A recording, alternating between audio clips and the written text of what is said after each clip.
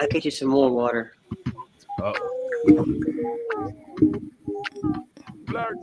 What is this side screen thing going on? You don't even see me. Obviously, you wasn't paying attention to the first part of the conversation 2 seconds ago.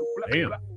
No, actually I was, but I don't understand why I am not in frame at all. Because this is a brand new feature. Oh shit! Oh yeah, they did. They say it's the recommended layout of the video, either landscape or portrait, but they recommend in most cases both. What? So now we're doing both. It's so people. Yes, I've seen this on other streamers that I watch. You have the option if you're watching from YouTube to then choose if you want to watch it in portrait or landscape, but you have to. It shows up as 2 different streams. It does show up as 2 different streams. There's one stream on Pocket kind of looks stupid, yeah, like extremely dumb. You have to click on you have to physically click on if you want to do the landscape or right. Yeah. But I did, and then it was like, nope, we going vertical. So it's like technology's getting stupider. Man, because there's stupid people behind it. Yeah, program dumbass. Not technology. Technology. I feel like a human made this. It's just only as smart as the human behind it. Let me see how this looks on Twitch. It's gonna be normal on Twitch. It's on YouTube. Yeah, on YouTube, if they don't click on the version of the stream that is landscape, they're gonna be looking at this fucked up vertical version. But but it is something that's you can move it, like you can, yeah. Can you reposition the screens? I don't know. I didn't get that far because I was doing it during. Just hit high vertical. Like, there you go. Yeah. I don't know how to do. I didn't get that far in the reposition. To be honest, I don't think it like personally as a viewer, I don't think it fucking matters if it's landscape or vertical. Half the time, I'm just listening to the streamers. I'm not even really looking at what's happening on screen. Radio. Blurrdot Radio. My bad. I had to cut somebody off. Yeah, actually, I think you have to put your face in the middle. You have to like physically move yourself to the middle in order to be able to look right on that thing. That fucks up my fucking lens. I know. She just updated her background. Yeah.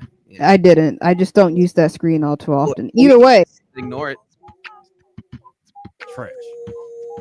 The internet is more trash than ever. Hi, my name is Mike Stidham. I'm your host for today. I got a prompt. I promise. I know where it is. It's right here. This is some bullshit.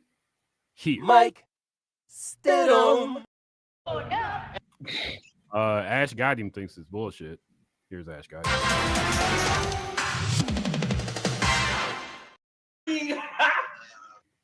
To my left is the hardest working DJ in Chicago, DJ L.O. Cardi.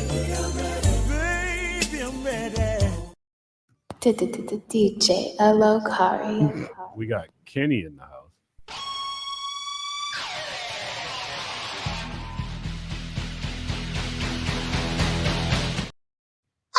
Oh my God! She killed Kenny! You bastard!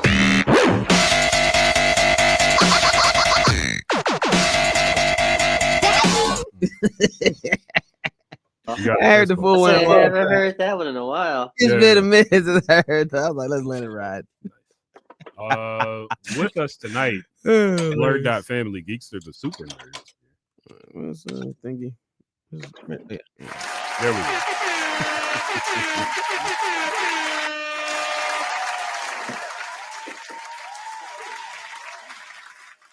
Geekster, how you been? Man, things have been good. Shoot, I got my Spotify rap numbers have went up. I'm really happy about it, and I made a pizza from scratch this for the day before Thanksgiving, so I'm proud of that too. No, made a pizza from scratch. Oh, you made a pizza? I thought you said you made a picture from scratch. I was like a picture. Okay. Well,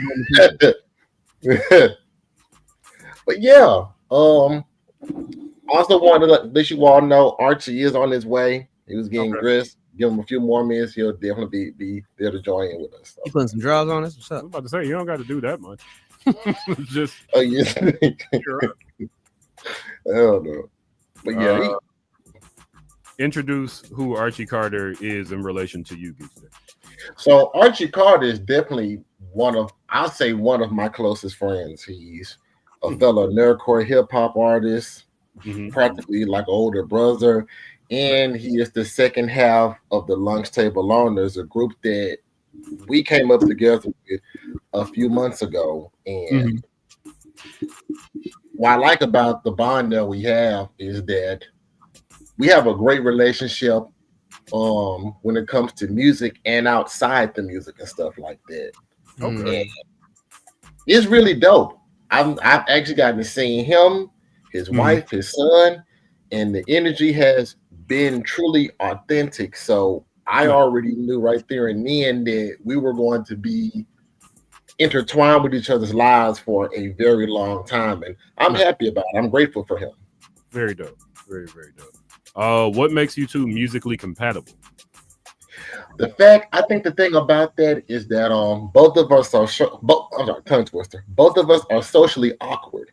And I think the thing about that, it kind of brings out the best features in all of us as far as personality wise. Because I was reserved with him to a certain extent until we did You Can Sit With Us project. Because when we decided the name would be Lunchtable Owners, he asked me, why did I think that would be the name we should use? And I said, he's in the chat. Archie's here. He's right here. He's in the chat right now. I can't see that chat. In the studio chat. Yeah. Oh, because he's a level below everybody. Ooh, yes. Hey, Archie Carter. Listen, hold up. I hate to do this, but I got to take Geeks to the homie court real quick. Okay. Archie Carter's never late. Ooh-wee. But I asked Geekster about this. I said, Geekster, is it 8 p.m. our time or their time? He said, our time. So that was my I got to bad. take you to homie court in front of the world, Geekster, because you know I'm a straight shooter, but I am here. What's happening? Yeah. I'm with you when you're right. Archie Carter, pleasure to have you here. The question that I just asked Geekster was what he thinks make you two musically compatible. He said social awkwardness. How do you feel about that answer? Man, that's ironic because I worked in TV, radio, and film for over like 15 years. So you would think that's not a part of my personality, but it is. Musically, I think me and Geekster are polar opposites. Okay. So sometimes it works when you have, you might put a little peanut butter on a hamburger and find out this is amazing. So we are polar opposites, and together it just works that way. So a wonderful show about that name. What's that? Polar opposites name. It's called Solar Opposites. What you thought? It's an open. Yeah, so that's what works with me and him. That's honestly nice. That's why I was drawn to him originally, because I felt like his music needed a little pop to it. Okay. And because I saw him performing and doing conventions, and I said, bro, people go to conventions to have a good time. Like I said, I worked in radio for 15 years, and I had a thing when my DJ would say, where my people over 40, put your hands up. I'm like, dog, when people come to the club, they don't want to be reminded of how old they are. They want to have a good time. Wait, did you say that? Absolutely.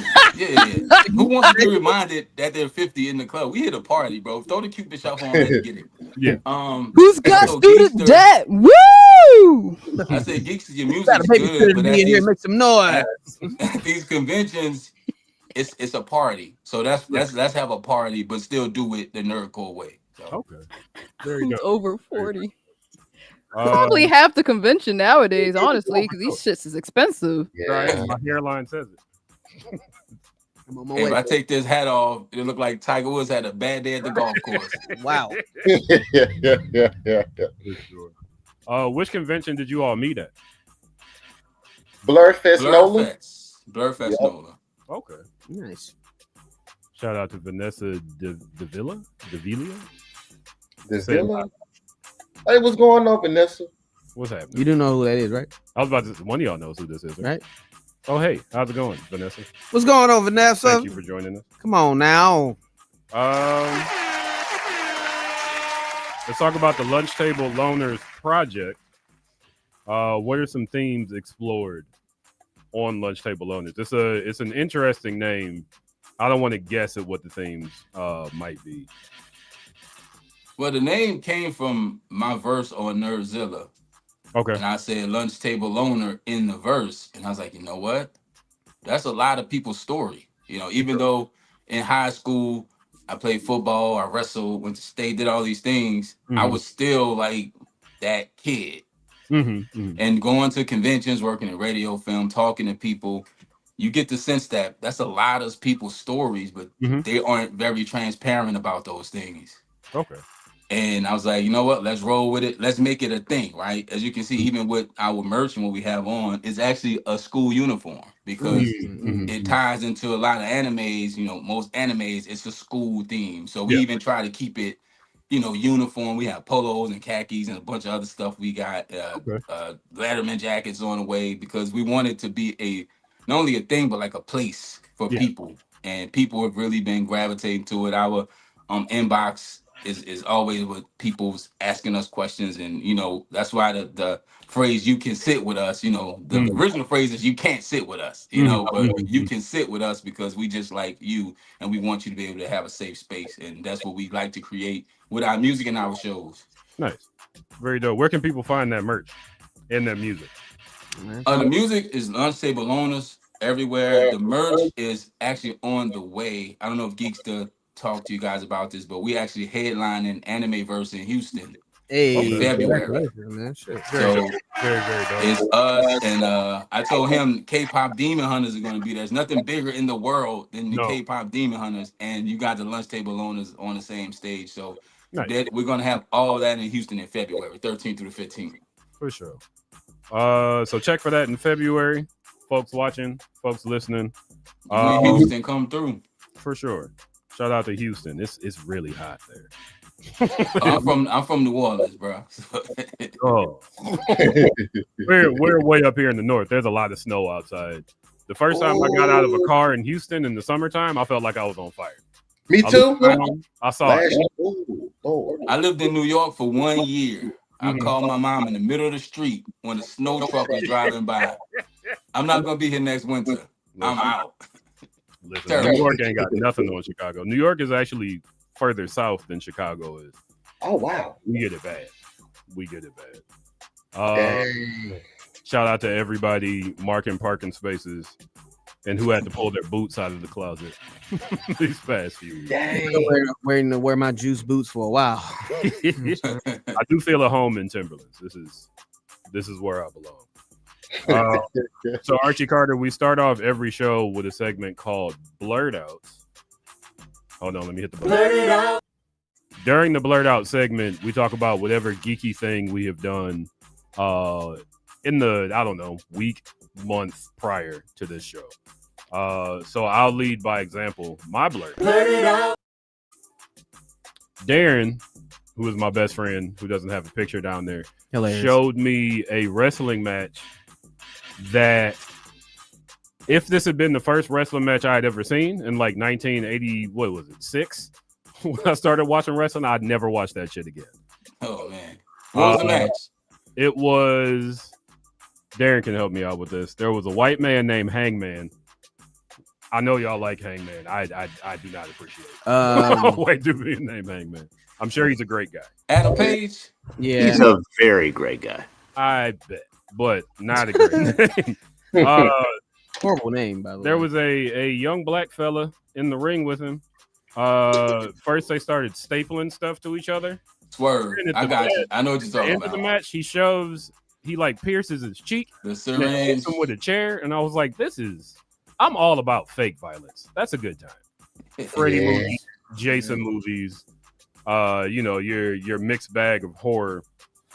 To see a dude get a thing shoved through his cheek, I was like, that's a lot. Hey, man, it's all fake. Remember? Come on, man, it's all fake. Everything's fake, baby. Come on. That wasn't a real. That wasn't a real cheek. It was a magic trick. That wasn't a real cheek, baby. Come on. Oh crap. Okay. I just realized I've been here this entire time. What was one of the best matches I've seen in my life? Was it the one in the cage? Because they wrestled each other 3 times, and all 3 matches have been bangers. So I'm thinking, if the one I'm thinking about is the one that was real. My man got his tongue stapled and his cheek stapled. Yeah, he can't And fake Nah, Hangman, man, they brought in a stunt cheek, man. Come on, it was a stunt cheek. that's not how that. Hey, That's not how stunt that cheek works. is the craziest thing I heard this weekend, and I heard some crazy things.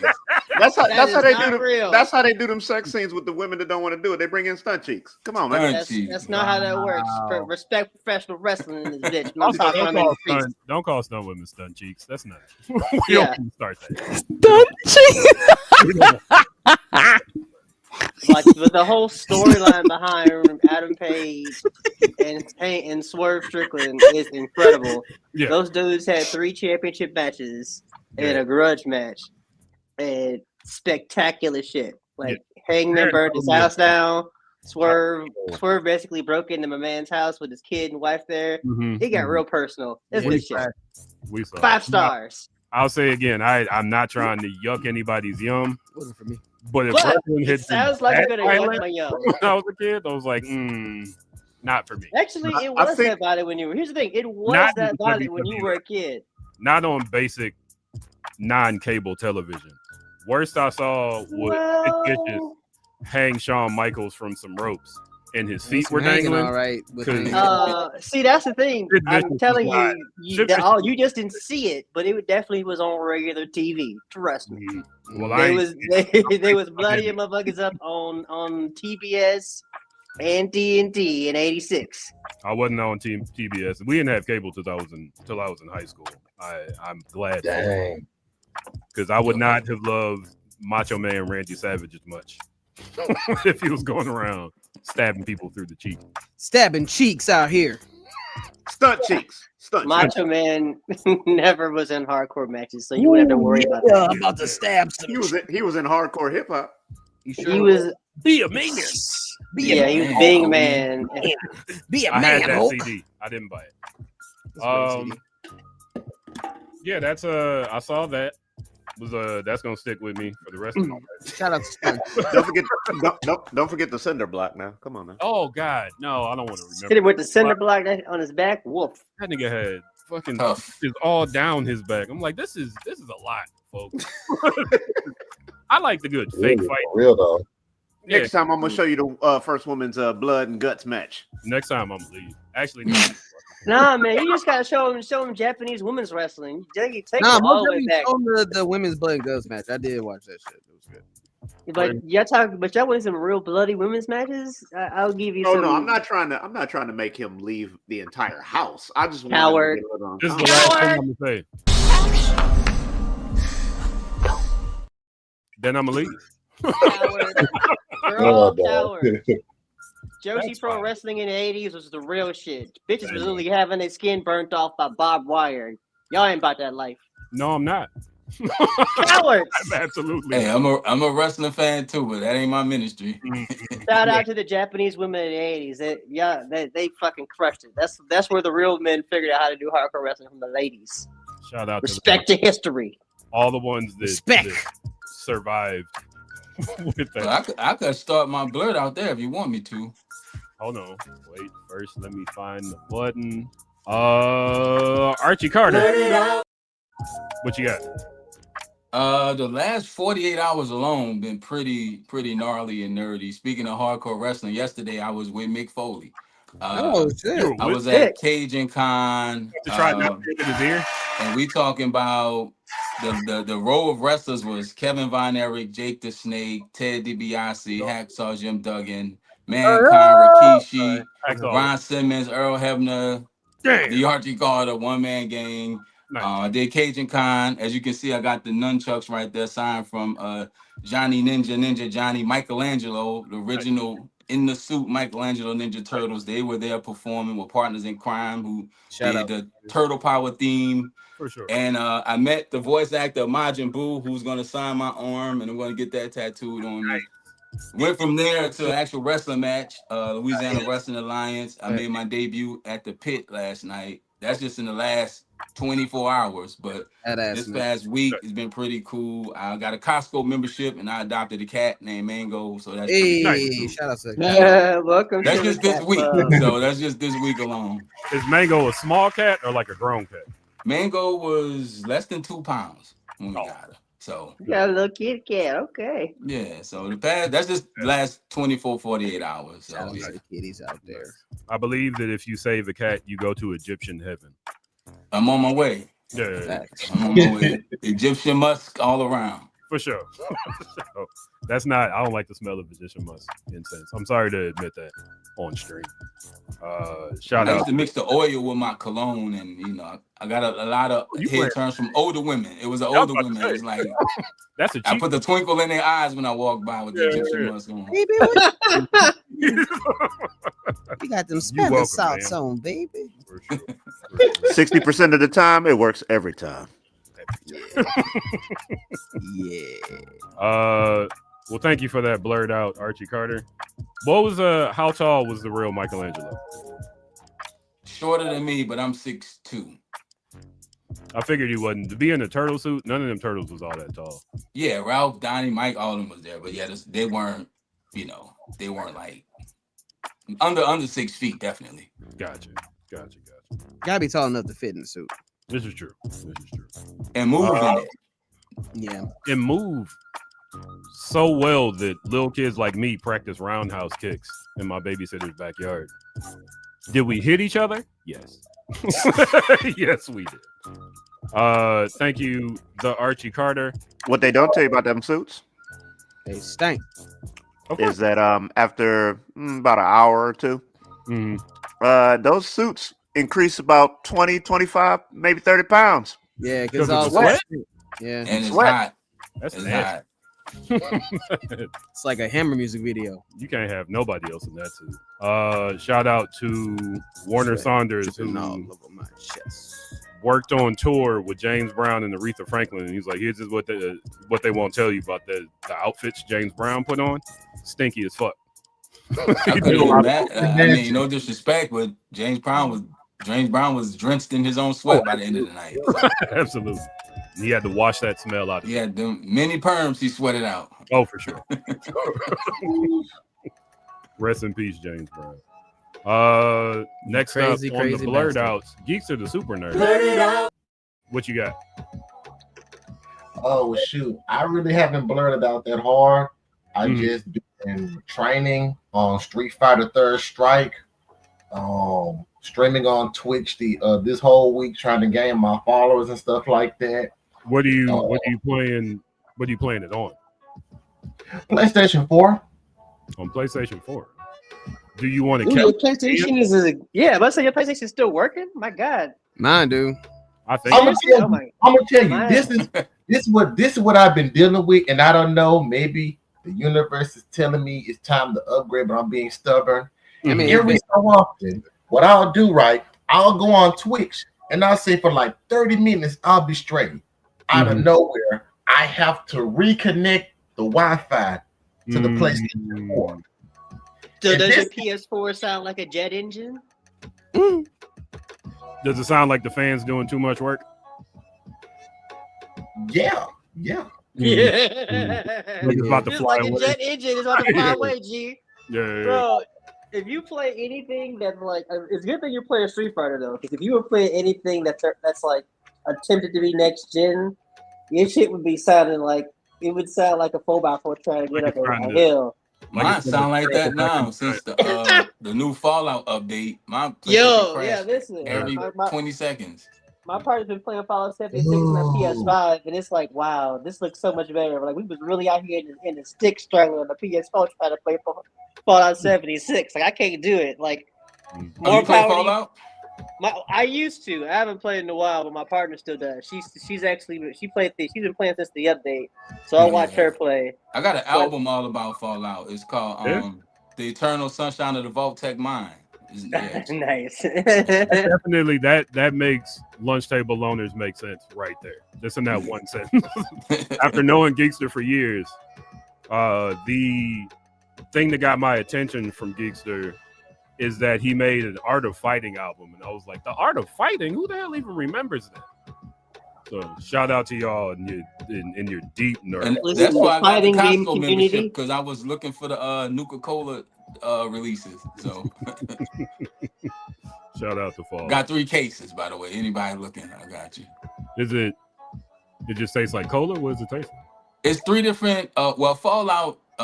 It's a big part of the game is based around Nuka Cola in the bottle. And the flavors in the game, they actually made a Vault Tech pack, and it's a 12-pack, and it's 3 of the flavors in the game that they made in like branded through Jones Soda. So it's the Sunset Sarsaparilla, Nuka Grape, and Nuka Quantum Cola. Ooh, the sarsaparilla from Jones is really good. That's a Ooh.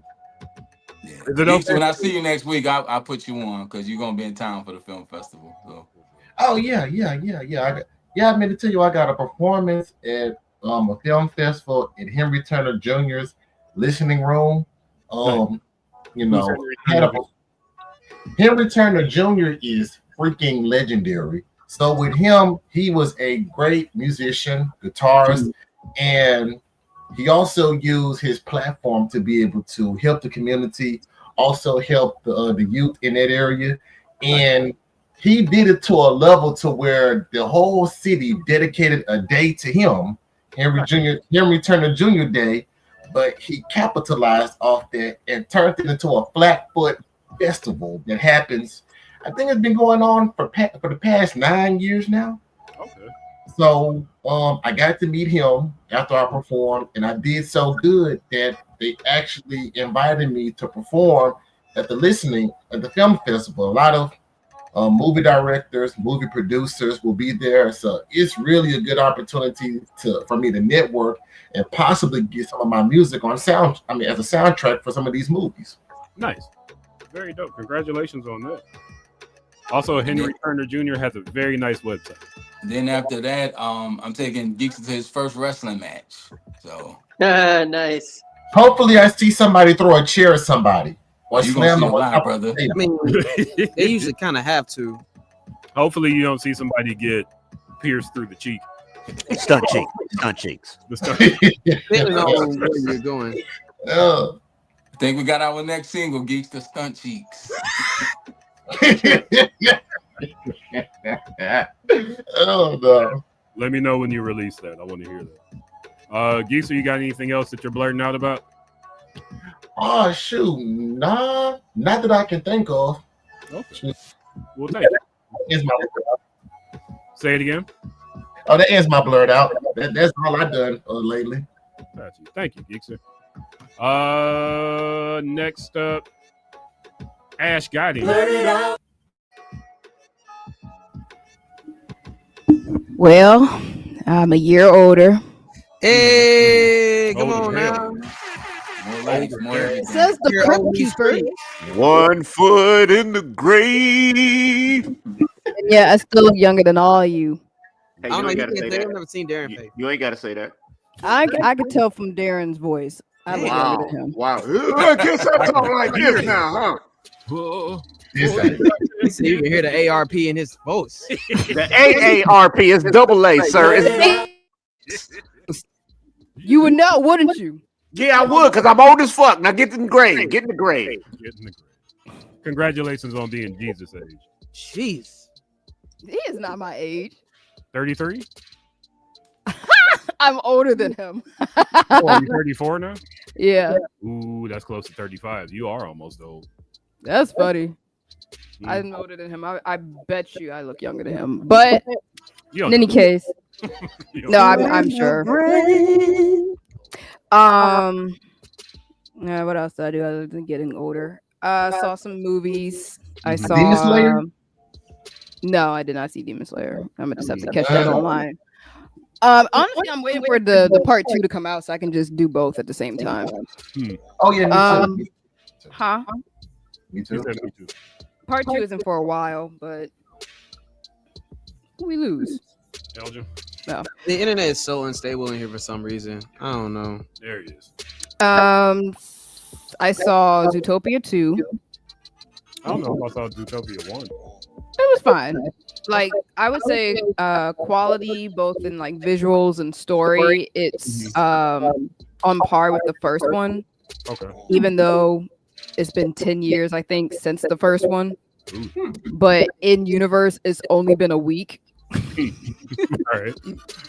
But yeah, that was it was cool. It's expanding on the world a little bit. They even hinted at expanding on the world even more in a potential third one, if not like a TV series. Oh Lord. Well, they already had a TV series. They had like a short, maybe 6 episode side story on Disney Plus. But yeah, the story is fine. The characters are fine. I usually try to. Who's some of the voice actors in that? Oh my God, everybody and their mama, honestly. I know Roman Reigns and CM Punk were like 2 of the cops. I wonder if they were the zebra. They were. They were the big ones. They were like the rhino. And the rhino. Shakira. Yeah, they were like the big dude cops. Well, considering most of the cops are like bigger than our I can't remember which ones. But yeah, yeah, a lot of they had a crazy budget. Yeah. They got Devo? Wait, is it yeah, he's the voice of the Finnick that looks like a baby. Literally, his only line in this movie was like "Goo Goo Gaga."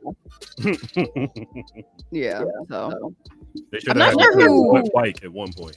Just the one. Not sure who Ed Sheeran voiced, but he did do like the main song of the movie. Like he co-wrote that with Shakira. I've never listened to a full-on Ed Sheeran song. Yeah, I don't know a single one.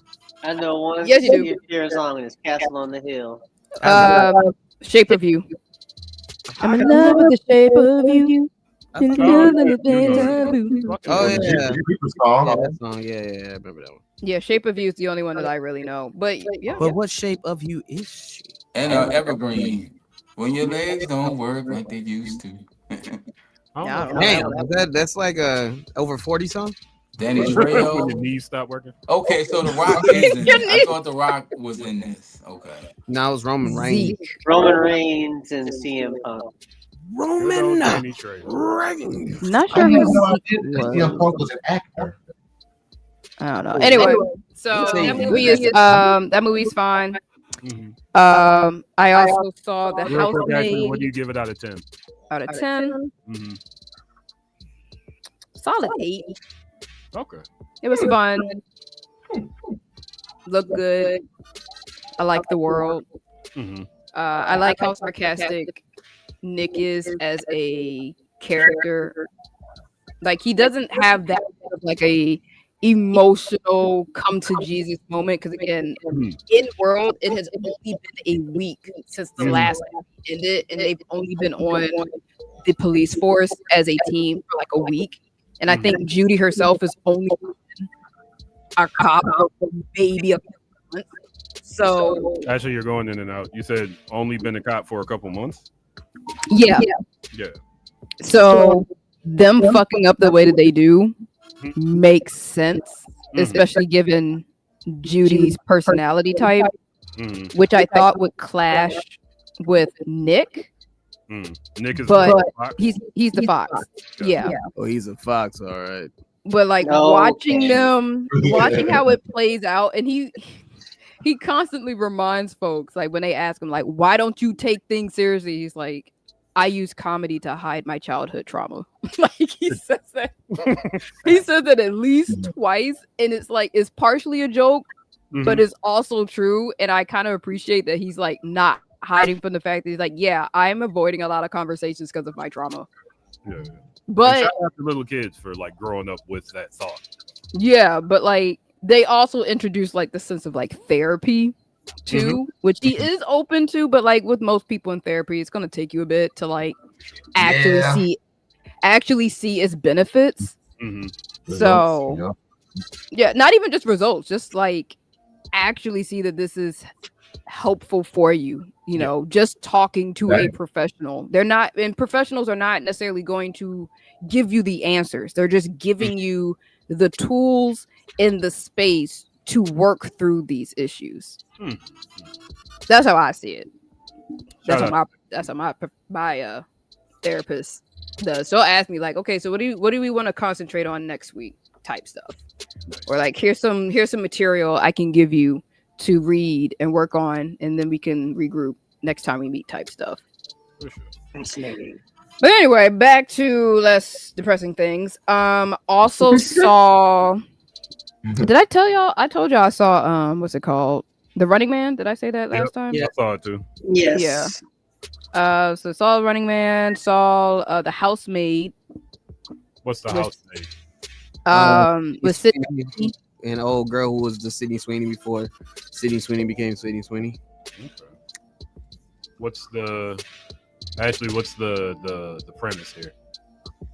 A young woman with a questionable past is hired to be the housemaid for an affluent white family in which the wife seems a bit off.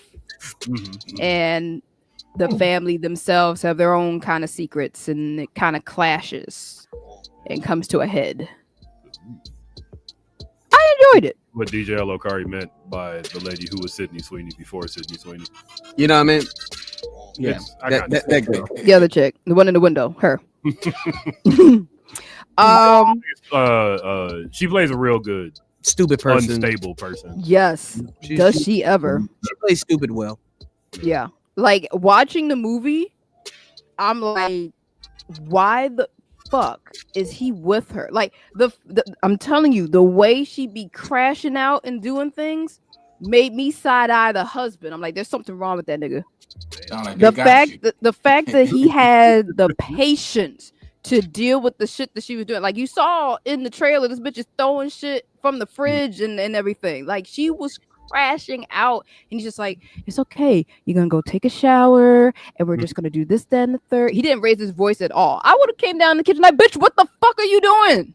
Well, you know, that's not appropriate. You know? No, you would have raised your voice at the very least to see your spouse throwing shit out of the fridge.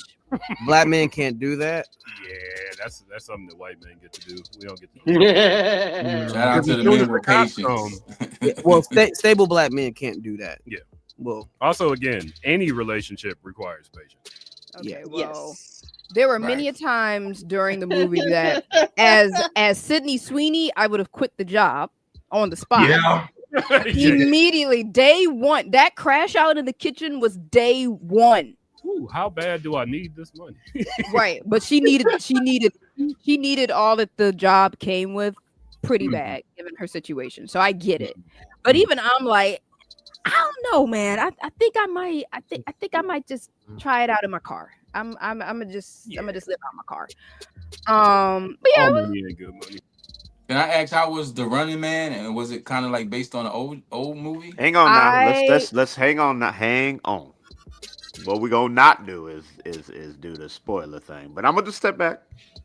No, I don't want to spoil. I just want to know, was it similar to the? So first and foremost, it turns out that Darth Vader is Luke's father. You son of a bitch. Just throwing Oh, man. all right. So as someone who was going into this movie as a blank slate, but only saw the trailer for the original version, nothing like the original. Okay, that's all. At right. all. It's its own thing, but it's still like a sequel. Like it still takes place in the same universe, but it's like really, it's not a sequel. It didn't take place a week after like Zootopia. No. It's a whole nother thing. Yeah, because to me the trailer didn't feel like the original. That's why I asked. No, this one. I said if I said same universe just because like they harken back to. Well, yeah, you're right, Mike. It's not the same universe. They pay homage to things and characters from the first movie. But Arnold's character exists in this. Yeah, like he's on their currency. But it's okay, all right. Yeah, he's on the currency, but they do. He's on the currency. Okay. Yeah, they do refer back to former winners of the Running Man, but they did not say who it was. Well, that's the gig of the Running Man. Nobody's ever actually won. That one guy won, and then he blew up the studio and killed the host. That's the original one. Came out in the 80s. Yeah. Not this. They hearken to. They said there was like a previous winner. It had been years since the previous winner. So me not having seen the original one was thinking like, okay, so they were referring. We haven't seen the original. Like that is just. I can't. Okay. Once again, I am older than dim sum over there, but I'm still younger than y'all, so I don't have the You're older, plethora of Hey, movie hey, Mike. knowledge Hey, as Mike. y'all. Hey, Mike. Hey, Mike. Shut up. Because he's old. Hey, I don't Mike. have the plethora of movie experience as y'all, and I did not have the interest in the movies that I do now until I was like in my late teens, early There's a 20s. movie that came out in like what? 89? Interesting. Yeah, Long I time. was born in 91. Okay, Somebody may have held Ashley on their knee to watch the run. maybe it might have come on like TNT or something, and I didn't know what the fuck I was looking at. For sure. I don't know, but I'm sure like Naked Ash might have. I have to double check with her. She liked a lot of the like pulpy 80s action movies. She's big into like John Claude Van Damme and stuff like that. Naked Ash, because apparently she doesn't like clothes a whole lot. I mean, at this point, I've Naked Ash. It's I didn't know that. Yeah. I mean, if you live alone, Naked Ash clothes are an option. than this virtual Ash here. Let me just throw that out. I'm literally Ashley is not naked. Yeah. No, I am. I'm just virtually. I wear clothes because I am naked. Anyway, the point is, the new Running Man. I don't know. I think I'm just a very jaded person in this day and age. Like they talk about like, oh, big corporations taking over and the little man needs to rise up. But it's like it does not feel genuine when this movie is backed by a big studio. Yeah. And you got all these big name celebrities and like y'all niggas got money and you're pretending to be poor working men. It's like it could have been a little campier. Yeah. You know, it was there. The camp was there. You should watch the original. The camp was there. I feel like it could have pushed it a little bit more. Because the messaging that they was also trying to tie in there just didn't land for me. The ending also a bit didn't care for the ending. It felt the ending very much felt like we had people we had a tester audience and they didn't like our original ending, so we had to cobble together this ending. Interesting. That's what it felt like to me. Like I felt like it could have ended. Original ending. What'd you say? That makes me miss DVDs because I want to see what the original ending was. Yeah. Well, this is just what I feel. This might not be the case at all. This could be the original. Okay. This is just how I feel. Like it felt to me like it could have ended at another point. But giving it to like a tester audience and they got the feedback and the studio's like, okay, well, let's make this the ending kind of thing. Interesting. Also, they wasted showing old boy's butt. Oh wow! Like old boy, like naked hanging out a window, but it's like far enough away that they did not have to have that man's ass out. Like it could have been like they could have prolonged it. It could have been like an actual like funny sequence of this man trying to fight for his life but naked. Like that could have been funny. Him just being ass out from afar, like just put some underwear on him. Y'all ain't had to do that. Put out jeans. It was just that was the way. So that annoyed me. Also, they paid. We gotta call this episode. Was it the actor or was it Stunt cheeks? Was it stunt cheeks, baby? Say that again. I said, was it really the actor hanging out the window, or were those stunt cheeks? I have to go back and because there was a behind the scenes for that, but I'm almost certain. Behind the scenes. Oh, I'm almost certain the actor. Stunt cheeks. I think the actor did that stunt. I think. Good. Either way, whether it was stunt cheeks or real cheeks, they were some nice cheeks. At least you're being honest. That's all. But it was wasted. They ain't have they. Anyway, they also made another call out to other Stephen King properties. At one point, they're in Derry, Maine. Yeah. I was like, I know that place. Oh Lord. Stephen King does the same thing in his books. Just throwing that out there. Yeah. Yeah. Oh, but like one point that Mike has pointed out, a black woman was married to a white man. What? And their interracial baby. Did she have to be black? There was like no reason for his wife to be black. Yeah, it was, man. Inclusion. I know. I'm just saying. It was inclusion.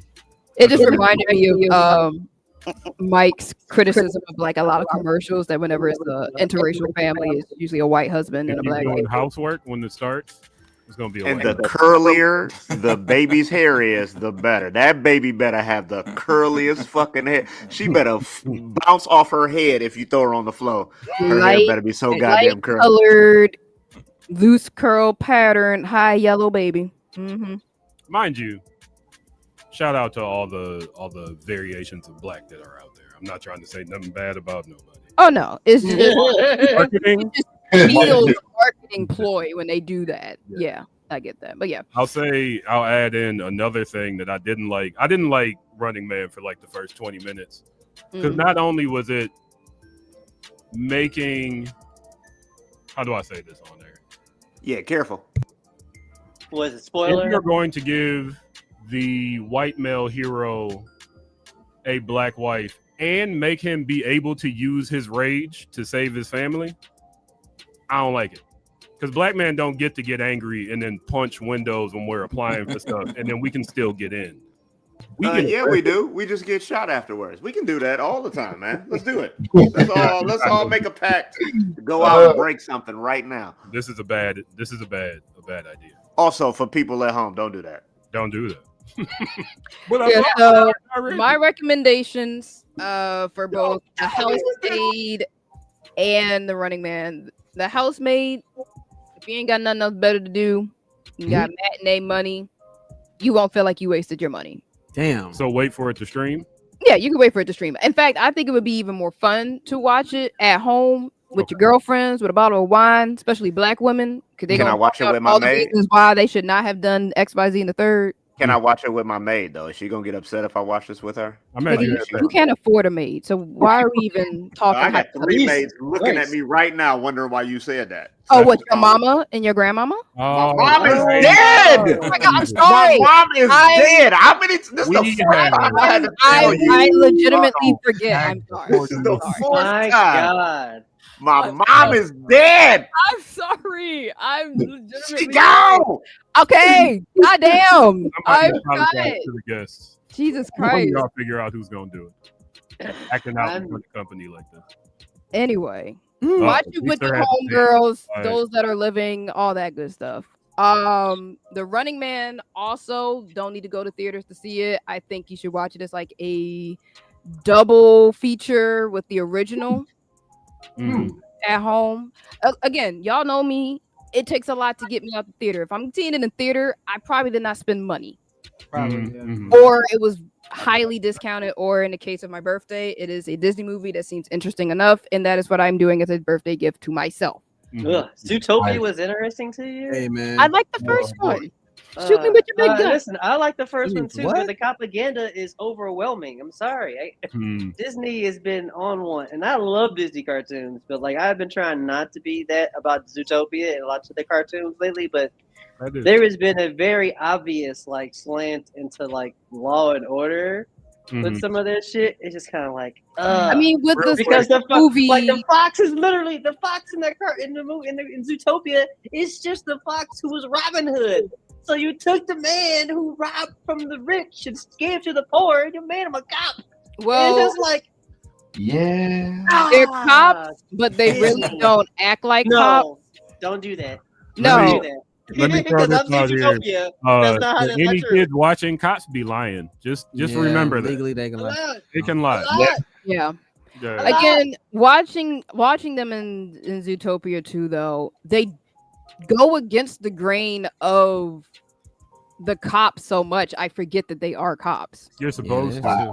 Supposed to. Yeah, so- That's the point of propaganda, my love. Yeah. Okay, I'm like I said, I'm not defending it. I'm just saying, like, Yeah.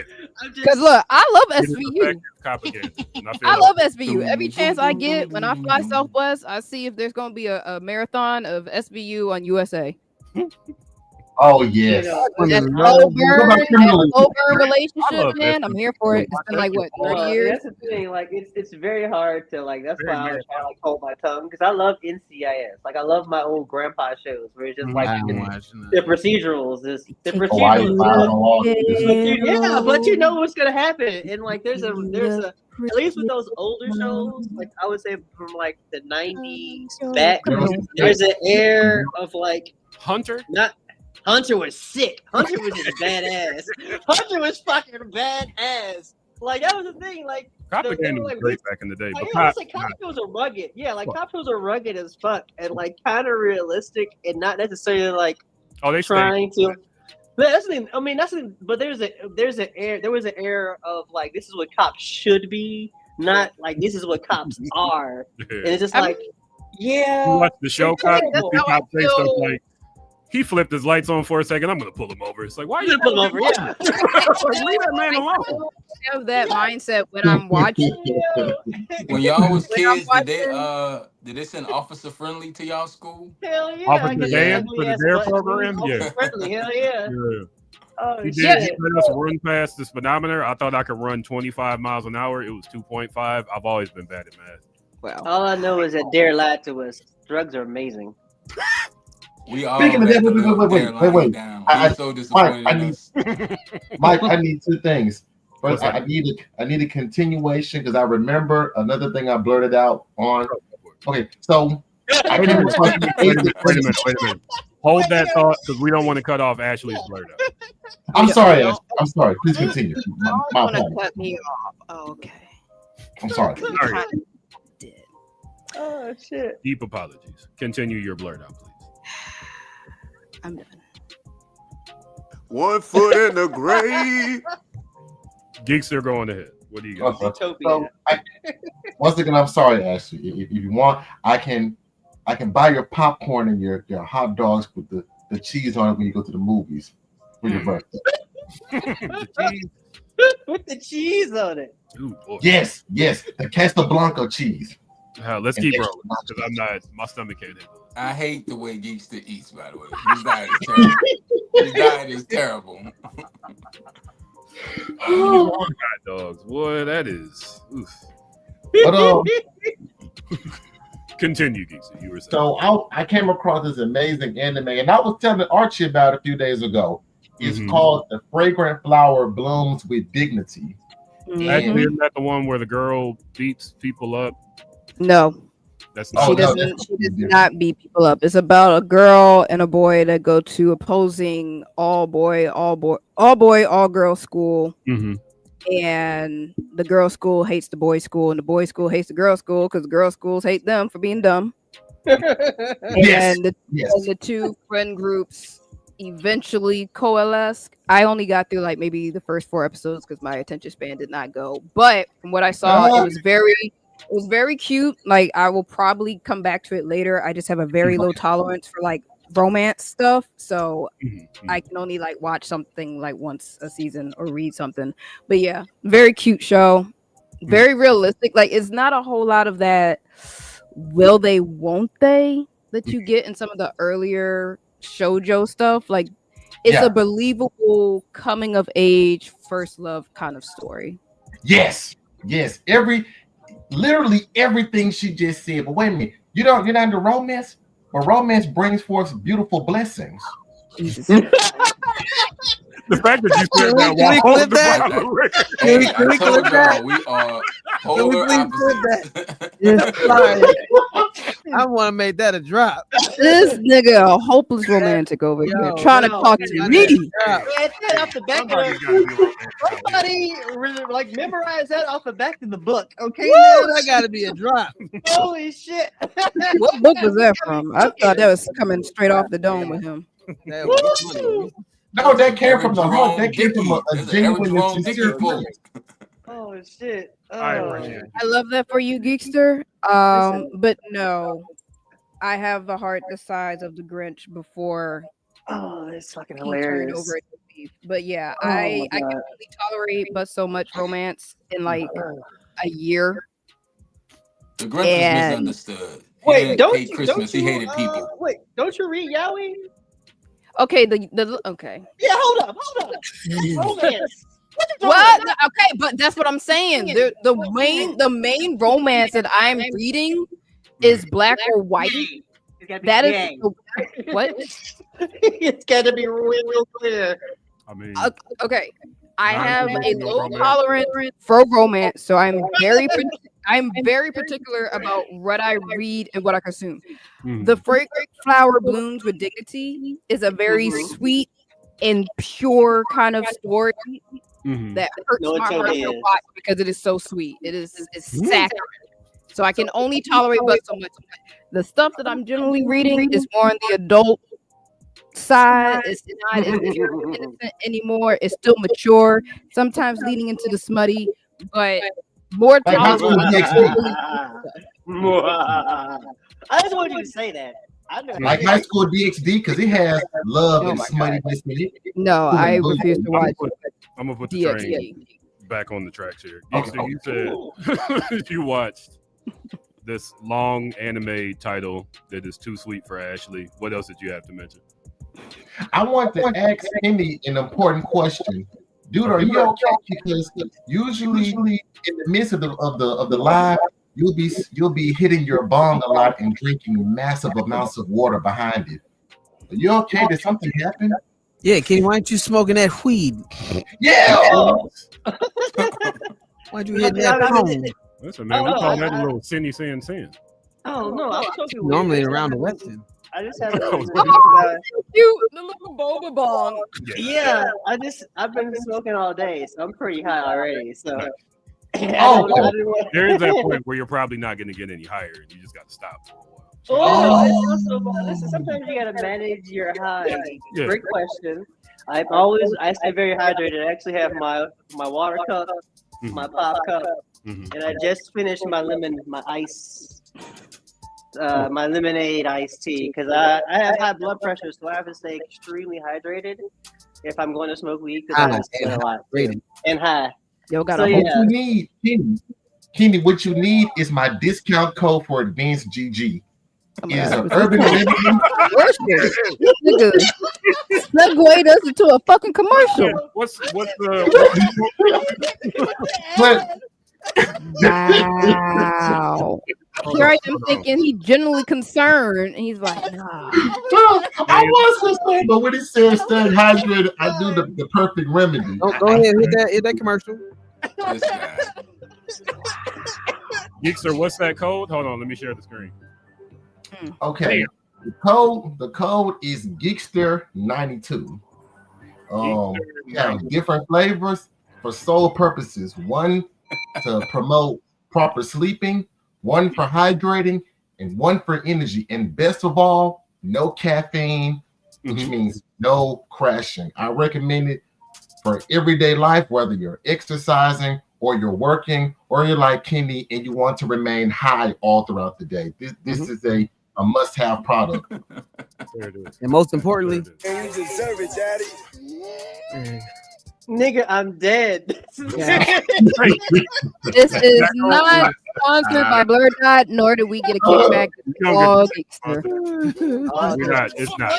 Transition. What's that code again? Geekster92. And that is for Advanced GG, folks. Advanced GG, folks. Advanced GG, baby. Well done. Next up on our blurred out list, Ash's. Wait, no, it was Geekster. Geekster.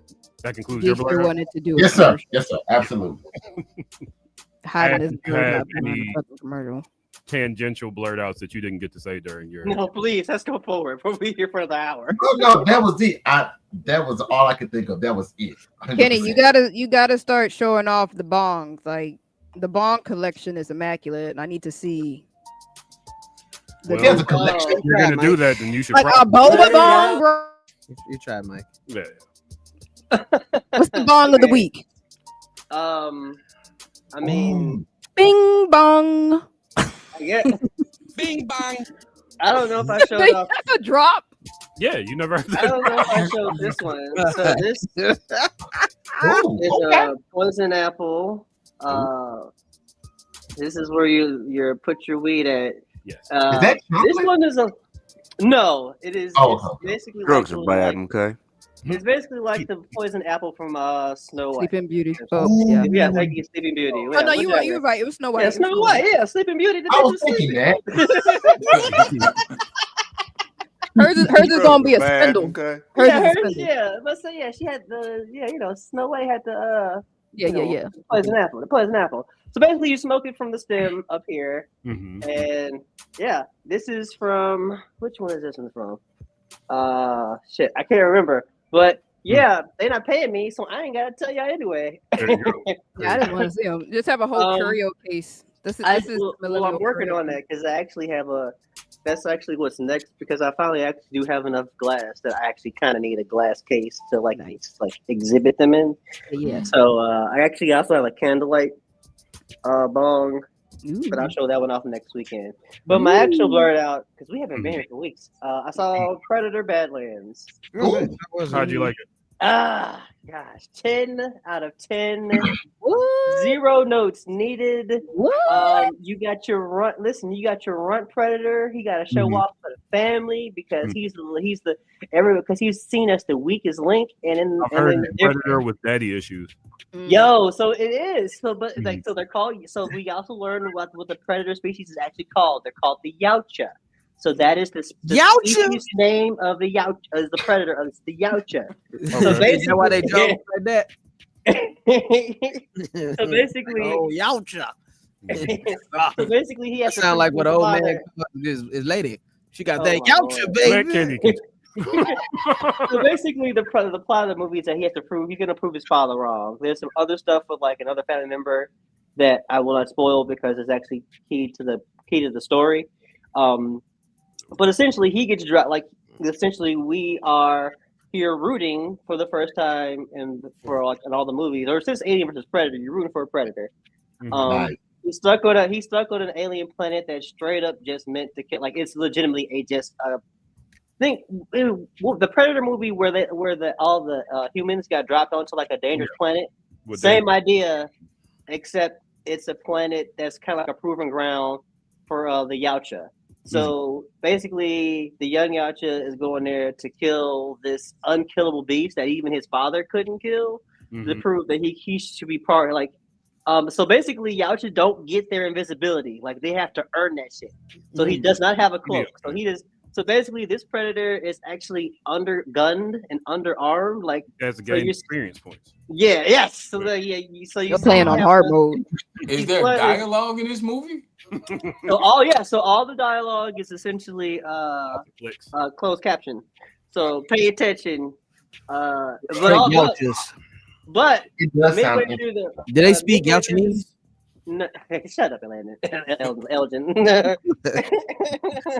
basically, in the second act, he does get he gets a buddy who actually does most of the talking and expository for the rest of the movie, which is also your Wailing Utani kind of like your Wailing Utani bring in for the alien side. And so essentially, it kind of becomes this kind of like buddy cop kind of thing as he kind of doesn't want help because a predator never asks for help. Like that's the whole thing about Yautja is that they don't help each other, even though there's a whole key subplot to that that's kind of contradictory to that.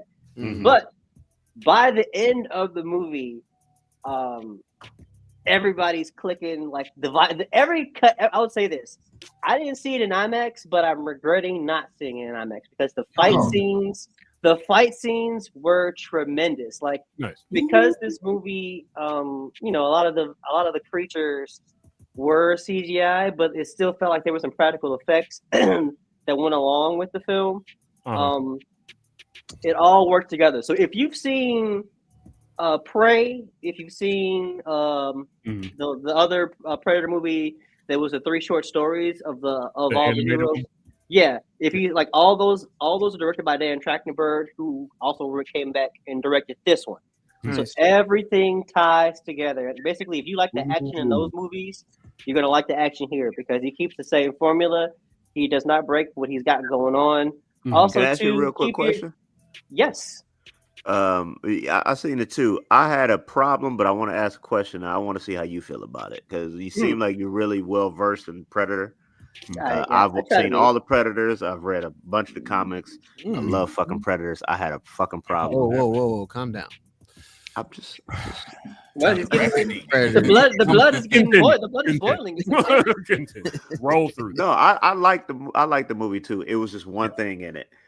The father's fighting style. Did you have any issues with the father's fighting style? What's so weird about When it? it comes to like what the lore of how the predators get down? Interesting. A little bit, only because, but I think once again, this is Dan Trachtenberg kind of doing like because I listened to a podcast where he was interviewed and he was asked like, does he does follow the lore? He's like you, he's read all the books and he's as big a fan as us actually. But I think this is him doing his own thing with the dad's fighting style. I see. Yeah, because he actually like says that there's a moment where like he says like he saw a lot of what the books did and he wanted to kind of add his own thing to it, only because he had used so much of like the book stuff and the older movies to create this this world. These last 3 movies he's created, he still wanted to do his own thing, at least with one of the characters, because I haven't read all the comics, but I know what you mean in terms of the fighting style. Because even the way they like the fight style with the young Yautja, it was like you kept seeing the contradictories, and it was just like, okay. But I like that. I think I also like that too, because it goes like a lot of what you see in this movie kind of contradicts a lot of what we've seen from Predator films in the past, and I think that's kind of also why I'm excited for the next one, because they left you with such a great open ending at the about and this, the and that's why Predator. I'm glad I asked you, because you knew that tidbit of information. I didn't know he was going to like do his own thing. So I'm appreciative that he did his own thing off to the side. That kind of that a little bit. No problem. Listen, so Dan Trachtenberg was on one of my other favorite podcasts is my podcast on the left, and so they've been doing a great job of like interviewing directors, because they also interviewed Ryan Coogler a couple of months ago and asked him some really great questions, and that's how we found out he was directing X-Files. Roll through. I'm sorry, what was that? I was asking Don't ask. I said, is he related to Freddy? Okay, I'm not listening. Sorry, I'm going to continue. But either way, Darren, I understand what you mean, but I think it sets up to a lot more interesting questions in terms of like how predators interact more as family, because even the fighting style that the other character that I'm not going to talk about was kind of different as well. Like so, like it definitely seems like they're branching out and showing that like the Yautja as a people, as a species, all kind of, even though they do have their own, they all have one style, but what takes them further and what makes them like leaders, it differentiates a little bit. So I'm hoping that like that continues with the next one, because the end of the movie just leaves you ready for the next one. Like it's already pretty clear there's another coming. So I'm like, Schwarzenegger wants to be in it. He does. Hey, listen, his body was frozen in the last one. They showed him. So Dutch That makes me sad. I don't like that. No, so died like a regular person. See, that was the thing though. Like he never died in the movies though. So like Yeah. Dutch never died, baby. Oh no. I feel like I was happier when they were mentioning the fact that he was one of the only people that came out of it alive. But I also get, hey, he's actually been in physical contact with him. Put him in ice. Figure out what the hell's going on with this dude. Exactly. And Dan, you know what? Him being 80 years old. And you know what? That's the thing, though. Dan Trachtenberg actually also did like answer the questions, because if those 3 characters from 3 different timelines are in ice, what does that mean for the Yautja as not just a species? Like, so are they also time travelers? We don't know. But Dan Trachtenberg was like, that's good. You're going to get more answers. Like while there are questions based on those endings, so literally from the last 2 films, like the director was like, those questions will be answered. Like I really hope he goes the alien route with it, because they put them in stasis whenever they want to fight them. So it would make sense that they have them on ice and go, we want to fight this nigga that killed Earl that one time. Put him on ice and we'll bring him out when we want to fight him. And you know what, Darren? Geriatric man.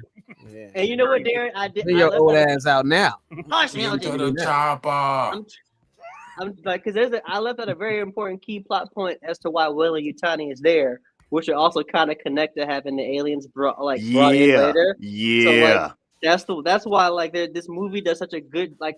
People are gonna think this movie is just a straight up action movie, but there's actually a lot of really good story beats in this film, and I really want people to pay attention to those because like even with Prey, like Prey in this movie specifically, like Dan Trachtenberg tells a story of like a family of like communicating as one. Like it's deeper than you think for like an action film, but I really appreciate it because it just gives more lore to Predator as a universe.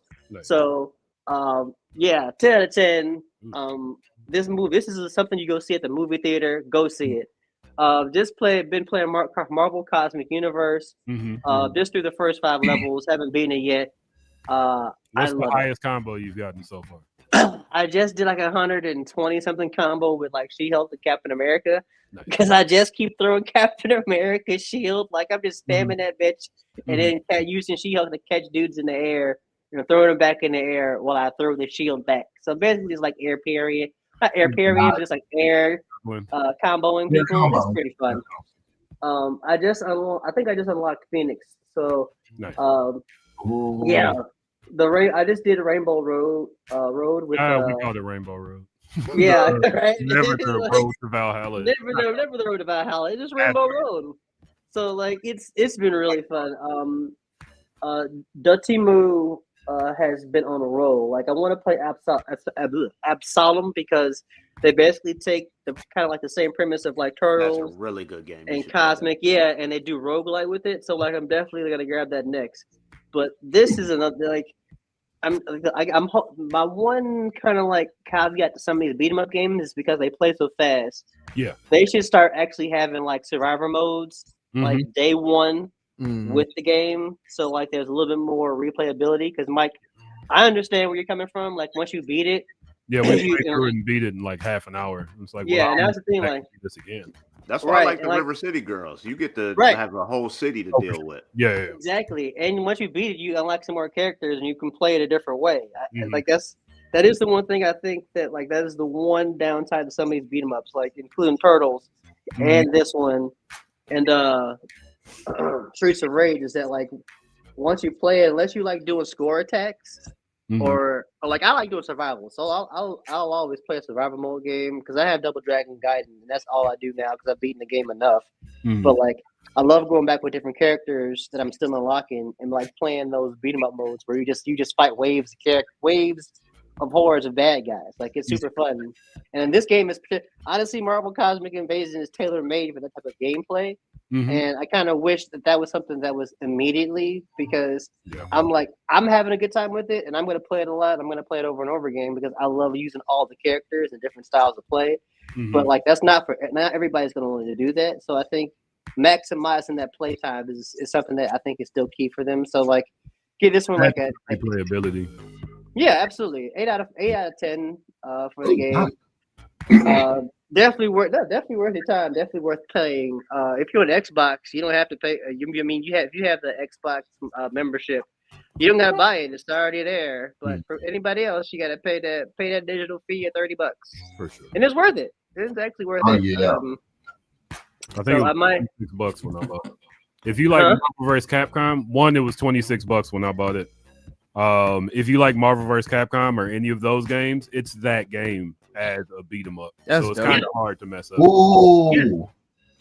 It's really fun. Like you really can't mess it up. As soon as I found out you could do a charging star and a rising star with Cap, I was like, oh, okay. Oh, dude, that's like the best part of the game for me. Like, I love using Captain America. Yeah. But use code Geeks to 92 for 10% off.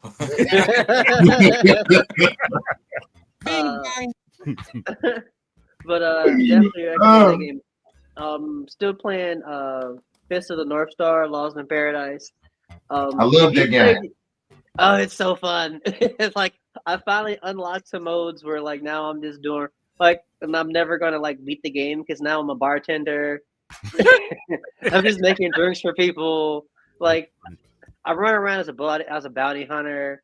Like some little kids want me to like play hide and go seek with them. Like I'm not doing shit I'm supposed to be doing. I'm supposed to be I'm supposed to be like in a car. I'm supposed to be in a car race so I can go find my girlfriend. And I'm just like, I'll get to that car race later. Like I gotta go like serve this dude a drink. Like I got work to do. I got to. Well, let's say I got to go run in the Coliseum and like be judge, jury, and executioner for these jerks, like criminals. Like I got things to do. Like I'll get to the main storyline at some point. You the type of dude to get Devil May Cry and just go through Bloody Palace, just sit and play Palace for like 3 hours. I did that like 3 hours ago. That was literally me. I knew it. As soon as I said it, I was like, I know it. I know it. All I know is that Fist of the North Star, the fighting system. I got it for the fighting system, and not necessarily for the side stories. But like the fighting is crazy. Like it's basically Yakuza, but like on steroids. So I have never seen. Well, I know that's a lie. I've seen Fist of the North Star like a couple episodes, so I understand the premise that like he does all these. So many episodes. Yeah, so many people. So many people with like random like fingers. Yeah, like he's usually using his fingers to like do pressure point shit, and it's crazy. Yep, and, Hulk Toshinku. Hulk, thank you, Hulk Toshinku. And you be doing that shit so fast, and you unlock so many like abilities. This like 100 hand rush. No. Yeah, that's still Kenshiro. I understand that there are really fucked up people in the future. Sure, they deserve it, but Kenshiro is a psychopath. Like sometimes you got to stick a nigga in the cheek with a needle. I don't know. There's an episode where Kenshiro makes a guy choke himself to death. Wow. The rope around could have heard fist rush. Yeah, 100 fist rush. Where he has to keep pulling his arms apart until he chokes himself. And I'm like, I want to point out that at no point in time did anybody teach this man these moves. He went out and was like, listen, how can I kill this guy? Yeah. And then he was like, I'm going to make that a move now. Yeah. I'm going to poke this guy in the forehead, and then the blood is going to rush to his head and explode it. Wait, so he doesn't have a teacher? That's not like. So he learns. He had a teacher. The thing about that in that movie is that the only two people that really succeeded was Kenshiro, his best friend, and Rao. Yep. Those were only three people that actually. Yeah. Okay. Yeah, because that's the thing about the anime. I have like 0 point of reference. I just had a buddy who like was playing the game on Twitch. And I was like, "Oh shit, this looks like Yakuza," because I was playing Kiwami at the time. So like, it gets really expensive. It gets really expensive to unlock fighting moves in Yakuza.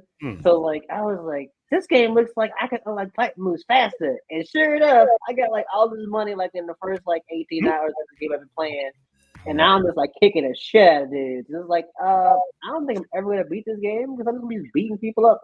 Like I just walk through the streets. Because, like, in Yakuza, if you just walk the streets, gangsters just come up to you and try to fight you. Same premise in this game.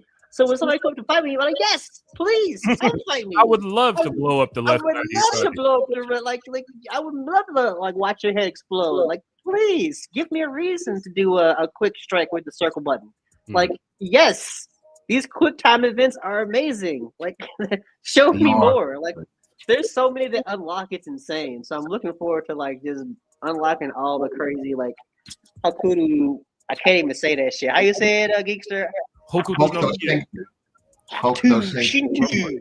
Sound like I'm saying Hatua. It's kind of. I want to. But yeah, like the way. Honestly, like I probably never watched, like get around to watching. The movie is on YouTube. If you want to know, Kimmy. Like I might on YouTube. Yeah, so I might check them out because, like, the story is. I mean, this is a really fun game. It's actually made me interested a little more in the show and the manga. So, well, watch the old show. All the new shows are trash. Oh, yeah, that's what I've heard. That's what I've heard. It is. Everything just keeps trying to satirize this shit. Yeah. But yeah, those are my blurred outs. Thank you, Kenny. Mm-hmm. Next up, DJ LO Car. Let's hope that my internet. Well, it's not my internet. It's this place. First off, shout outs to Blurddot Radio and shout outs to Q4 Radio. I'm not gonna complain about the internet for sure. But yeah, man, it's been a busy week, last 2 weeks. But I can talk about the shows before I talk about the geeky stuff. But you know what? No, let me go and get this out of the way so that way I don't have to keep all these extra windows open. So yeah, PocketCon happened over like a week and a half ago. So what PocketCon is. PocketCon is a free comic book convention that celebrates characters and creators of color. It's completely free. And it's for young people and whatnot. So yeah, man, we just had another edition of PocketCon. This is now, if we count by the first year being in 2012, this is actually the 14th year of the comic book convention, which is pretty wild to say. This year we're at the Chicago History Museum, and it was pretty dope. You know, like I think everything went swimmingly well. I can show the. Am I doing? Is the screen sharing okay? The building was beautiful. Like the space was incredible. I can definitely say that. Like First Aid loved being there. Man, yeah, I really just enjoyed this year, the whole space, everything. You know what I mean? Like the vibe. This video was created by my homie Mo Beats, who was doing the videography. Shout out to Mo Beats. Also, we had a great photographer this year, man. Shout outs to Jefferson Mock. Yes. Like really beautiful photos the man made. Quicktastic was on the 1s and 2s. He came in like last minute and held it down. We had dance workshops by MC Monty. Gabby Mendez did a drawing workshop. Billy Tuggle did a writing workshop, which everyone seemed to really enjoy as well too. People were really raving about it. Shout outs to McCray. He did a really dope foam smithing workshop and whatnot. We have performances by, of course, the Microphone Misfits. You know, you cannot forget about the Microphone Misfits being there. But this year we wanted to focus on like a lot of youth acts or whatever. So we had like Ultimate Threat Dance Crew. Also the Happiness Club. Go check out both. Like if you're looking for organizations for like your kids to get involved with, you know what I mean, and you want them to learn like hip hop or anything like that, and dance, all that kind of stuff, like they are great. And yeah, man, the Ultimate Threat is just full on majorette and also like footworking and like tap, all that kind of stuff. Them kids went crazy, dog. And then we ended off the performances with a young man that's really been working his ass off, Zion Ali. We got to get him on the show at some point. But shout out to Zion, man. He did a great job as well too. Hitting the move, showing them how to do that Lloyd dance without falling. You know what I'm saying? Shout out. Also, man, yeah, our host this year did a great job. C Baby did an amazing job. We did, and this year was a special tribute to Turtle Only. It's nothing I can really complain about when it comes to just like how great the year was. You know, just super proud of everybody to help to put that down, especially with it also being, you know, a snowstorm in the beginning. A snowstorm, yeah, like literally, it did not snow the entire fucking week at all, and then the last day, of course, you know, just showed the fuck up and was like, "What's up?" You know what I mean? And oh my god, yeah, man, it just kind of came out of nowhere, but it was dope though. It was very well attended, you know, for it to be a snowstorm. Like you would not even know that like people did not want to be there because it was a lot of fucking folks, man. And I was just really proud of like everybody and the entire show. Yeah, so shout outs to all the vending artists that came through. I don't know the full like amount of people that came through, but it was very, very well attended. The cultural Chicago History Museum really was very much impressed. Also, one thing I got to my own fucking horn, man.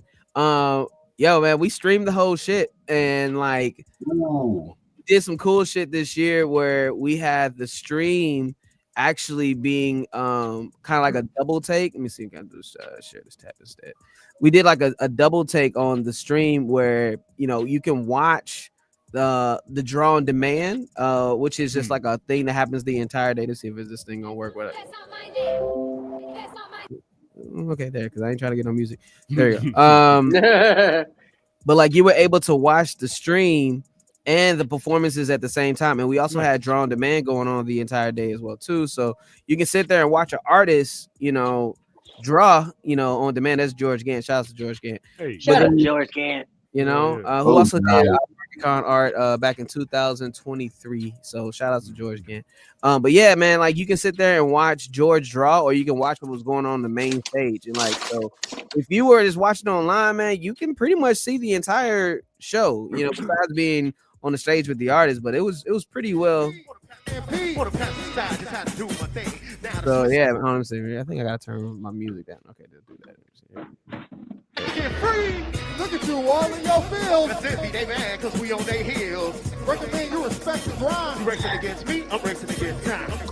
So yeah, you can see like the whole show. You know what I mean? We had a great costume contest as well. And I kind of like figured this out like on the day of, so which was cool too, because like any of the artists, like if you're in the the drawing area or anything like that, or the vending area, you can still listen to all the artists that were performing on stage while you were up in Artist Alley, which I thought was really cool. So you have the opportunity to either watch the Artist Alley, so you can listen to the DJ that day, or you could like listen to the performance that was going on. So it was just really cool.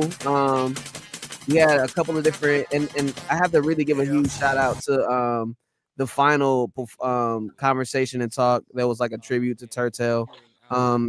He unfortunately passed this year around like February, which was wild to think about because he was literally just at the last PocketCon.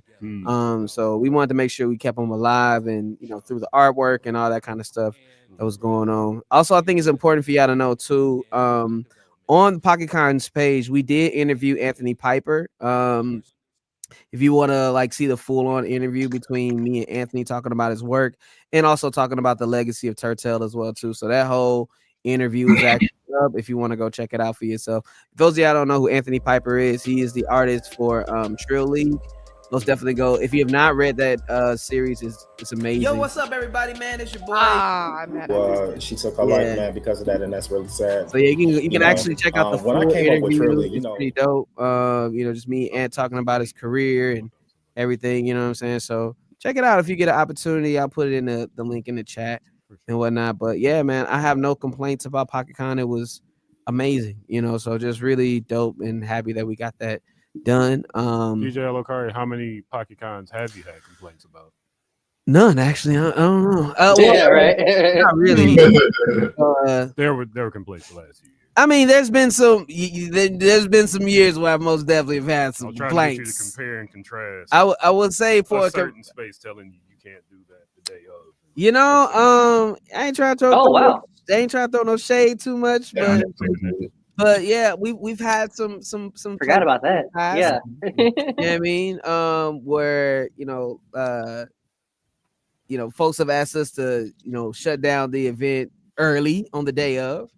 I've had some stuff in the past where I've literally heard people talking mess while we were setting up, saying there's no way they're gonna get this convention set up in that amount of time, even though they let me into the space late and we were on time. And we still started on time. So, it's all good, man. I've been at places where folks didn't realize that many black kids was gonna show up. Yeah. You know what I mean? So yeah, man. Always diverse until a lot of black kids. Yeah. They're like, oh damn, yeah. Black kids gonna show up to this joint. Yeah.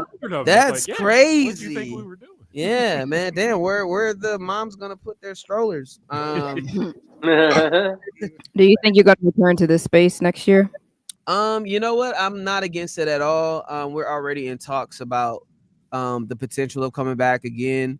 The Chicago History Museum was very happy with the results of this year, so I would not be opposed to it if they are interested in us coming back. I think in the way that the technology works at the space, I'm very much excited about continuing doing this type of work in that space, just because it's like, hey, that it's. I don't want to go in a step backwards with PocketCon. I want to move forward, right? And I think there's room to grow at a place like the Chicago History Museum. You know what I mean? Like, I think this was a good blend of like, the prestige of what we got at the Cultural Center, the technology of the MCA, and and actually having because I did like the Harold Washington Library. I like the loading dock and how we loaded stuff in for that space. And, I think we got a good amount for that like they actually let us set up the majority of the convention the day before. Nice. Which was great. You know what I'm saying? And they got a food court. You know what I'm saying? So it's like, what? A lot of little what stuff was being served there? Huh? What's the food that was cheese on them?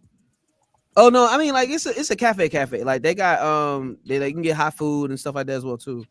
So yeah, and they also have a gift shop. So in the future, if we wanted to sell merch there, we could.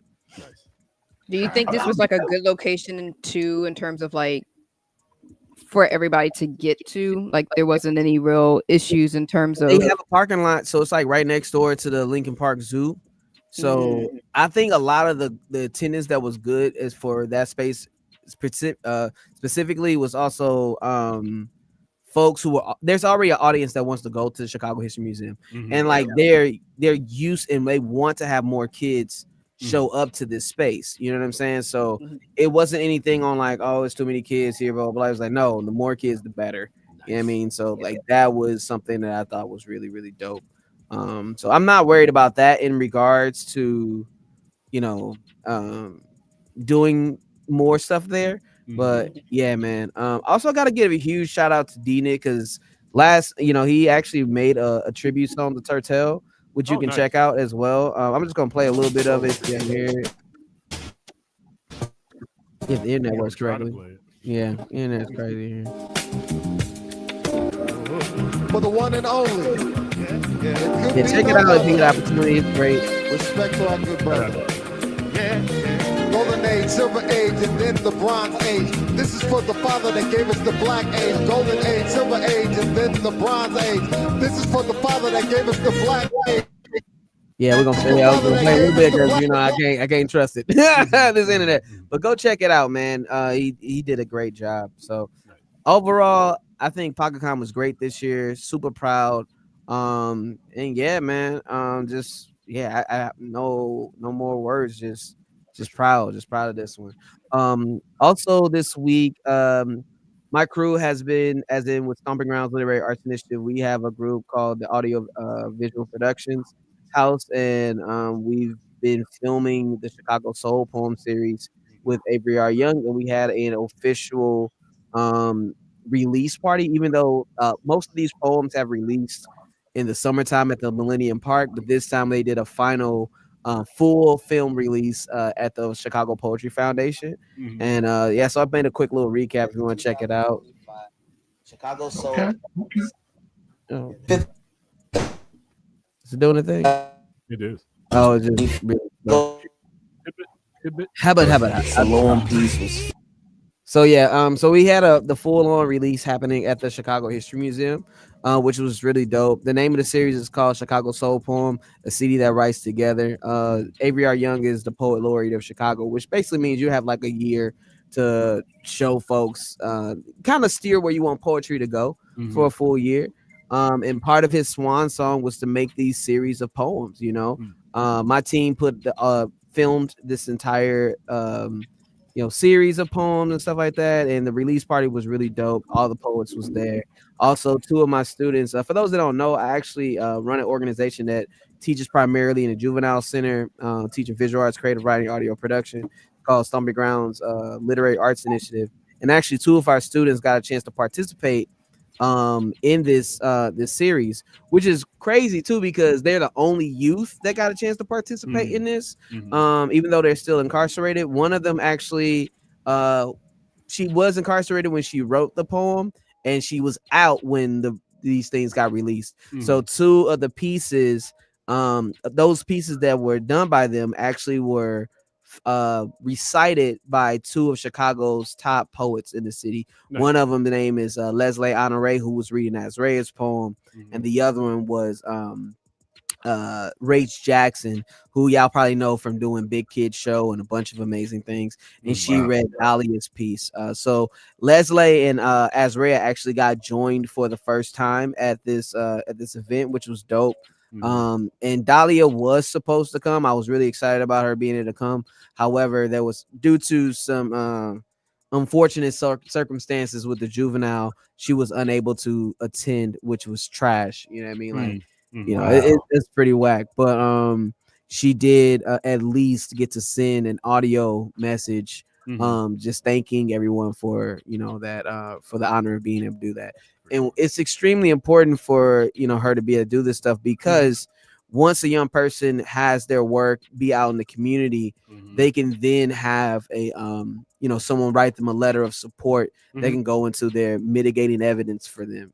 So mitigation basically is like anytime they go to court, information about what they're doing positively in the community, and this is most definitely one of those things that's like great for their permanent record and stuff like that. So as well as their inspiration.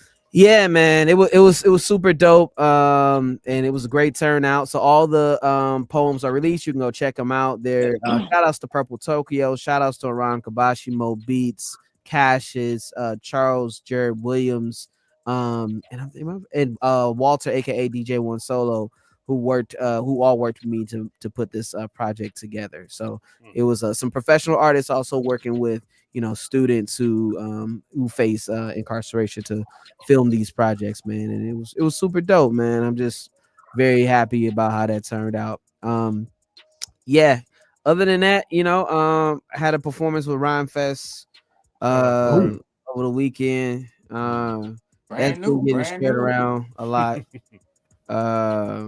It's a lot going on with that one, and and then also I just got a chance to meet the Honorable Robert Townsend today. You know what I mean? Shout out to Robert Townsend. Meteor Man. Man. Hold on, I'm thinking from the show to put the video in here if it allows me, because how this internet crazy. It's about to be choppy. It show is. It's just about to be. But here we go. So I'm sharing the video if it does allow me to put it up. There you go. Get it, mute the music.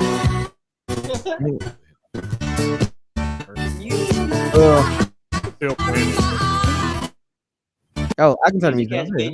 Damn, there you go. Your enemy all day today, yeah. Yeah, there you go. So yeah, we got a chance to meet Robert Townsend. Shout outs to the legendary Robert Townsend, man. I've been trying to get him to come to PocketCon this year. We just had a little bit of some miscommunication. He's doing a film festival and whatnot, and I've been so busy this week, but with other stuff. However, I was like, what? If we get the opportunity, I'm gonna go at least see Meteor Man. And it was very much a full circle moment, man, because my mom actually used to put on film festivals in St. Louis. She has her own company called Nebula Communications, and she's also a filmmaker and stuff like that as well too. So she brought out Robert when Meteor Man was first released, right?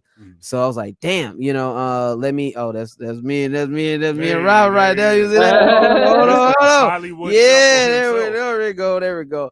So crazy moment though, when she did the film festival in St. Louis. He did a Q&A very much like how he did today.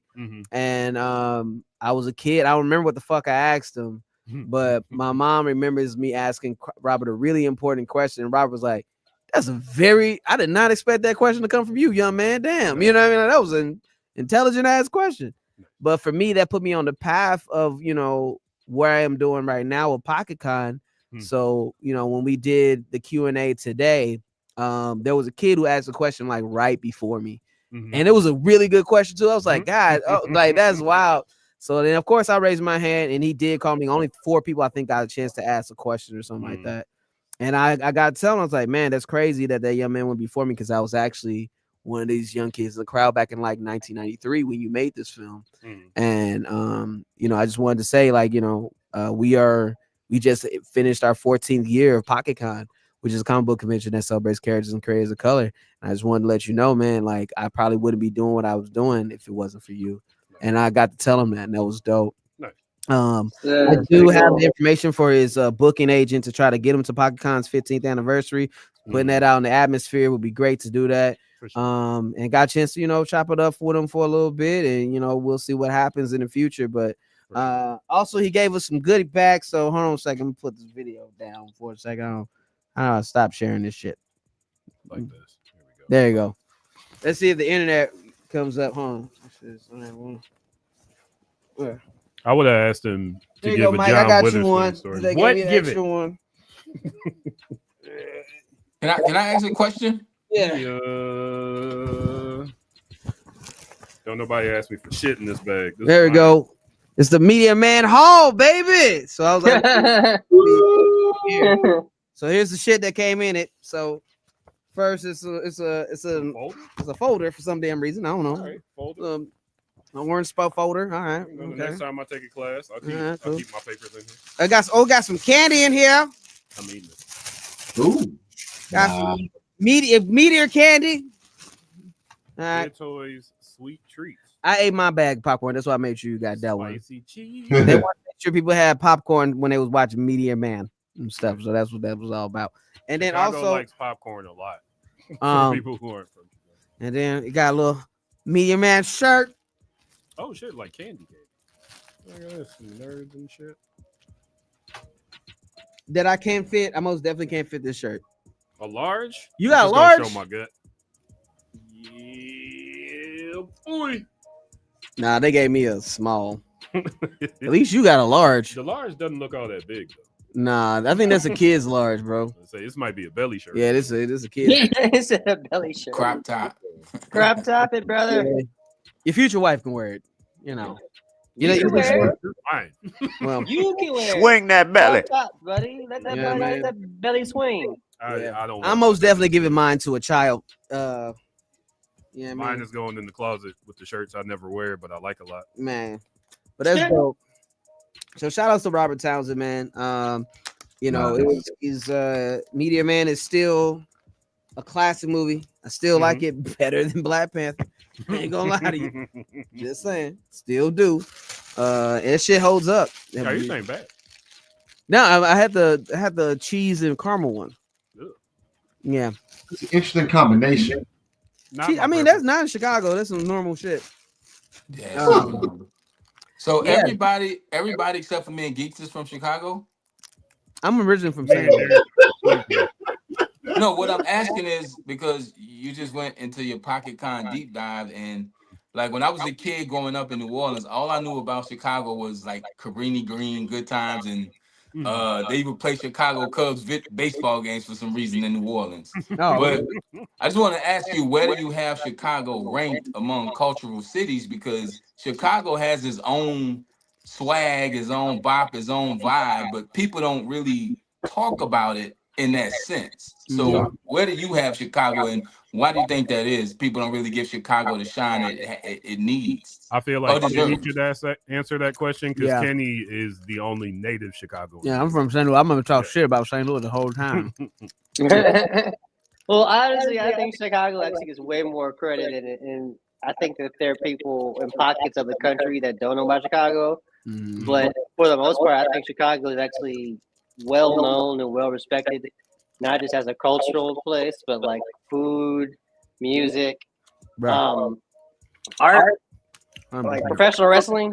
Like it's actually like I think in terms of sports, yeah, like the Bulls are ass, and like the Cubs are alright. But like, no, I think Chicago in itself has always been like a culture that holds down a lot of stuff. Well, especially music. I mean, even this podcast itself, this show is about the music as well. That from underground staples around the city.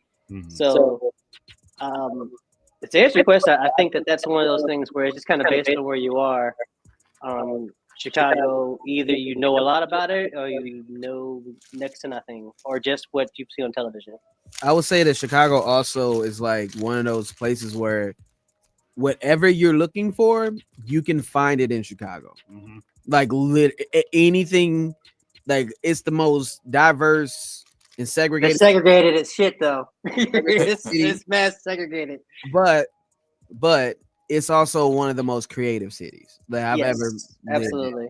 You know what I'm saying? Like whatever you're looking for on culture side, like if you want clubs, they got clubs. If you want, if you want poetry night, you can find it. Oh yeah, 100%. Like Love Jones was shot here. You know what I'm saying?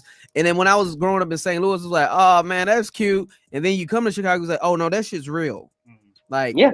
That scene is a whole thing. Geekster, you ain't gotta raise your hand. You can just talk. Will I find a girlfriend in Chicago? Sure. Yeah. You can find a girlfriend anywhere, You literally can. It's all about you. I don't know about anywhere. Not the city. You can find a partner anywhere in the world if you put your mind Iowa to it. is a little rough. I'm gonna tell you from personal experience. Iowa is a little You said Iowa. You in the Quad Cities looking for coochie?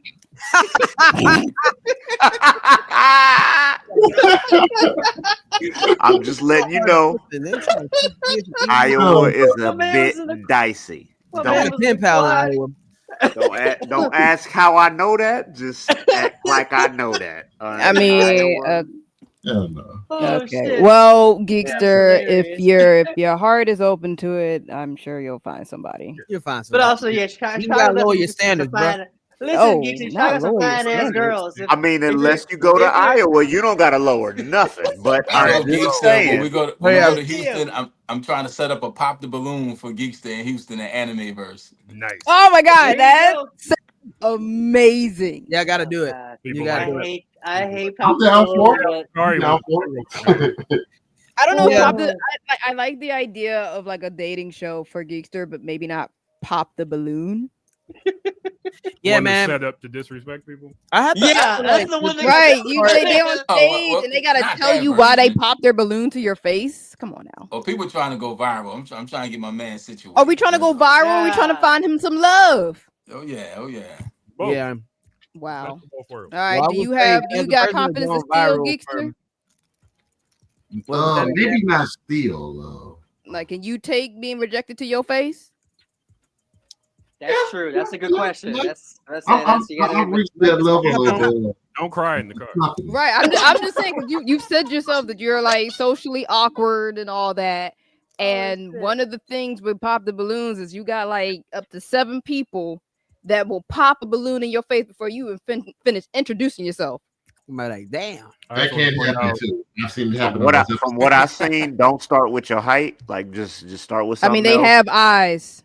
They have eyes. They will see. But they don't know how to use them. Some of them is dumb. Let's not. That right there on cue. We're gonna move off of dating talk. We're gonna go back. Blurddot Radio. Geekster, I believe in you. You can do this, buddy. Avoid Iowa.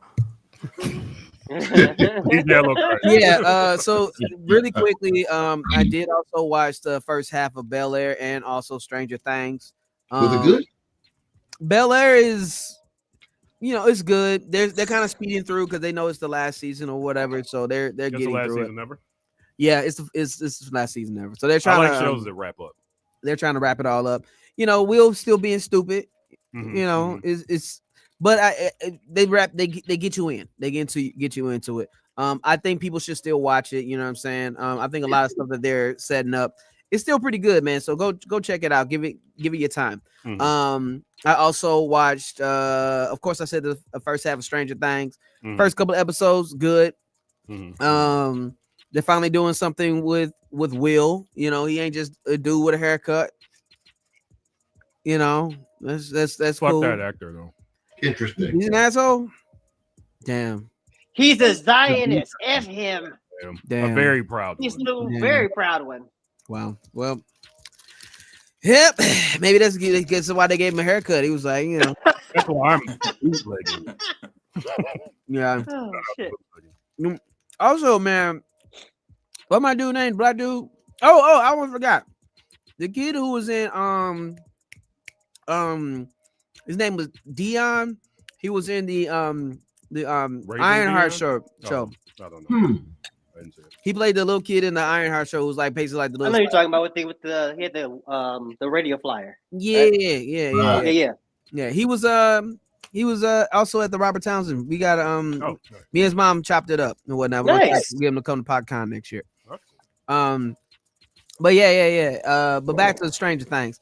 Yeah, it was. I like the first half. You know what I'm saying? It's always a decent show. Them kids is looking at least 30 at this point. They need.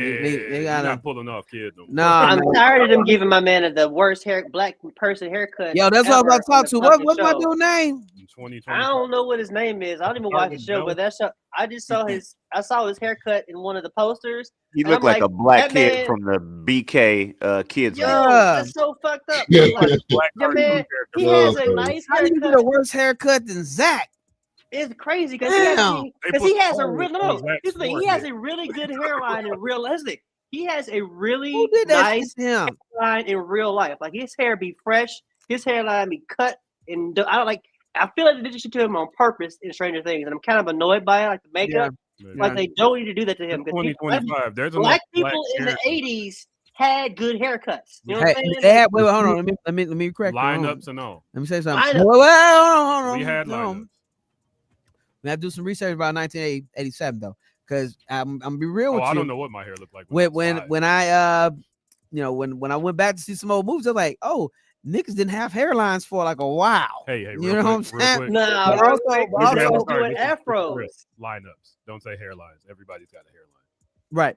Lineups. Thank you. You did that in front of people once, and I was like, ooh, they don't understand what he said. But yes, excuse me, he didn't have a good shape up. But I will say this, though. Right. He does live in a predominantly white area that is quarantined. His daddy cuts his hair. Okay. My daddy cut my hair too. That's not. Have we ever seen his daddy? Yeah. I was saying, I had an old seen his man. parents? I don't know. Yeah, I'm pretty sure we had when they were sister.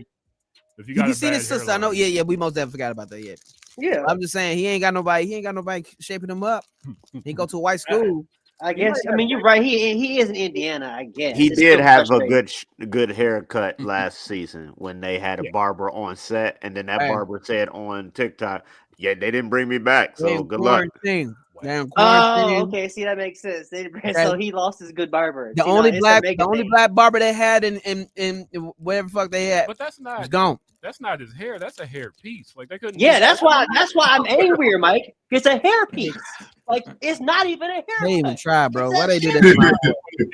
Why they do that to my boy, man? It feels a little like I'm not watching the show, but it feels a little racist. Like it's that thing of Hollywood where like they have black actors and they don't get black makeup artists and black hairstylists for their black actors, and then the white hairstylists. I need more black actors to take the Michael B. Jordan route and not the Anthony Mackie route. Don't just let these people put your hair. Please, yes. Hey, man. Demand better. They're just trying, they're trying to show the stress of, you know what I'm saying, him trying, of Max not being there. You know what I'm saying? He has white bunny deficiency and has destroyed his hairline. I cannot let you help. That's what's going on. I can't. What do you give the Fresh Prince? What do you give Stranger Things? Out of 10 so far, Fresh Prince. White bunny deficiency. What's going on? He got out of 10 the show for Fresh Prince. I give it about a good 7 so far. Stranger Things, it gives about a good 7 or 8. Them episodes too damn long, y'all. Long ass episode, like, come on, man. It's too fucking. That's why you're getting a part 2. They want to give you everything, man. That's the last season. You ain't no, this is it. 4 seasons. These niggas are getting a movie. It so it gives about a good 6 or 7. It ain't bad. It's not bad. It's just like I'm not over the moon about it just yet because I need to see where it's at. You know, so it's so far so good, but they get a -5 for my niggas hairline, bro. Come on, man. It's 2025. We can do better. Come on, dog. Yeah, like that shit pissed me off. Unless it was intentional. Unless it was intentional, they was like, hey, the black barber got killed. Intentional. No, you know what I'm saying? I can't. They can't get no clippers. It's just what they got. You know what? As you say that makes sense. The barber, the black barber was like, I'm getting the fuck out of this city because you this is out of your goddamn mind. You know what I'm and saying? he left. I get it. My nigga hanging out with these white kids right there. And he tried to keep it up himself, and he couldn't. And you know what? DJ Alacar, you sold it for me. I'm glad you said that. You know what I'm saying? That's all it was. That's the canon in my head. He had a barber, and his barber was lining them up right. And then the city split in half, and he was like, "What the fuck are you?" It's white. It's no in a coma. You hear me? Oh, you Negroes are bending over backwards for some white ass writers. Don't do that. It's Snow Bunny. This Snow Bunny is in a coma, and he ain't got no one to check him for his here, please. Okay. Now, if he had a sister, his lineup would be right. But since he ain't got no sister in there, I can't. You know who would have helped him out? The chick from the It TV show. She would have been like, "Listen, I know I'm a decade or so back, but you need to fix that all up." We need to have honestly, we need to have a very serious conversation about film and being stuck in this weird 80s loop because I'm tired of it. It's a 50s loop. No, we're in a 1987. I don't know what happened the year I was born, but like yeah, it is stuck in every movie. I'm like, damn, what was 87 really that great? I think Mike, I think you told me this, Mike. Like the thing you end up making is based on your childhood. So as we go forward, the people who have that childhood are going to go back to go. I remember this time. So when you get the Sandlot and things like that, they go back to the 50s because that's what their time frame was. So right now, the motherfuckers is making movies now. It's going back to what they knew, and that's the 80s, and they're going back no, there. People are actually starting to make even going back to the 80s and for the the early last 40. too. So We have been in the 80s for the last 40 years. Like, I need us to actually like really look at media. It's not like the 50s stuff ended around 1990s, but the 80s, even in the 90s, they was doing 80s shit. And it has been the 80s. I turned 41 a couple of days ago, and I had like a. Oh, I did wish you a happy birthday. You did. One foot in the grave. Whatever, nigga. I'm still living. All I know is that like it has been hard, even for me. I'm just like, I love the 80s. I recognize a lot of fun things in the 80s, but not everything about the 80s was that fucking great, including the media. And it seems like we've cherry picked like the 5 of what, like Ghostbusters, Back to the Future, and then just do it. And honestly, I wish. You know what? I wish, but like just the subgenre of 80s culture in general is become like a show, like, and it's tiring. It's been overdone. It's overwrought. I had a similar thought when I saw they had a new Michael Jackson documentary. That's an actual movie. Movie, but do we need another Michael Jackson movie? I feel like we haven't got a because remember we need something to replace where Flex Alexander played Michael Jackson. That don't count. That don't count. That was in the we can't keep bringing him. We can't. That was in the 94. We really have never got like a theatrical Michael Jackson. No, that was a television. Yeah, that was a television the series, release. The Jackson. It was that was only like 5 parts. Fantastic, by the way.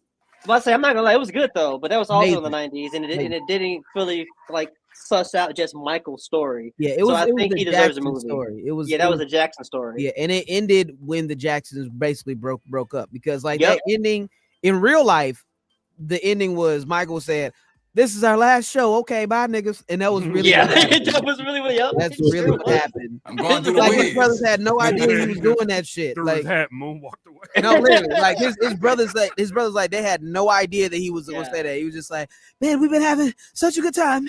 Okay, and this is the last show." And we leave it. His brother's like, "We supposed to keep doing the steps, right?" Tito there's confused the shit. But yeah, that's really what happened. They ended the damn show, man. It was over. And so we never got anything that like of him being the king of pop. We did not. Yeah. Oh, I mean, that makes me think a little differently about it, but I think it's nothing I will learn new about Michael Jackson. I mean, you ain't going, but it's a whole generation. That is true. They have young people who don't know that shit. Especially with AI out here, somebody's got to say like, no, this is Michael Jackson's story. He doesn't steal fried chicken from people. He doesn't do stuff. I've seen him. He did it twice.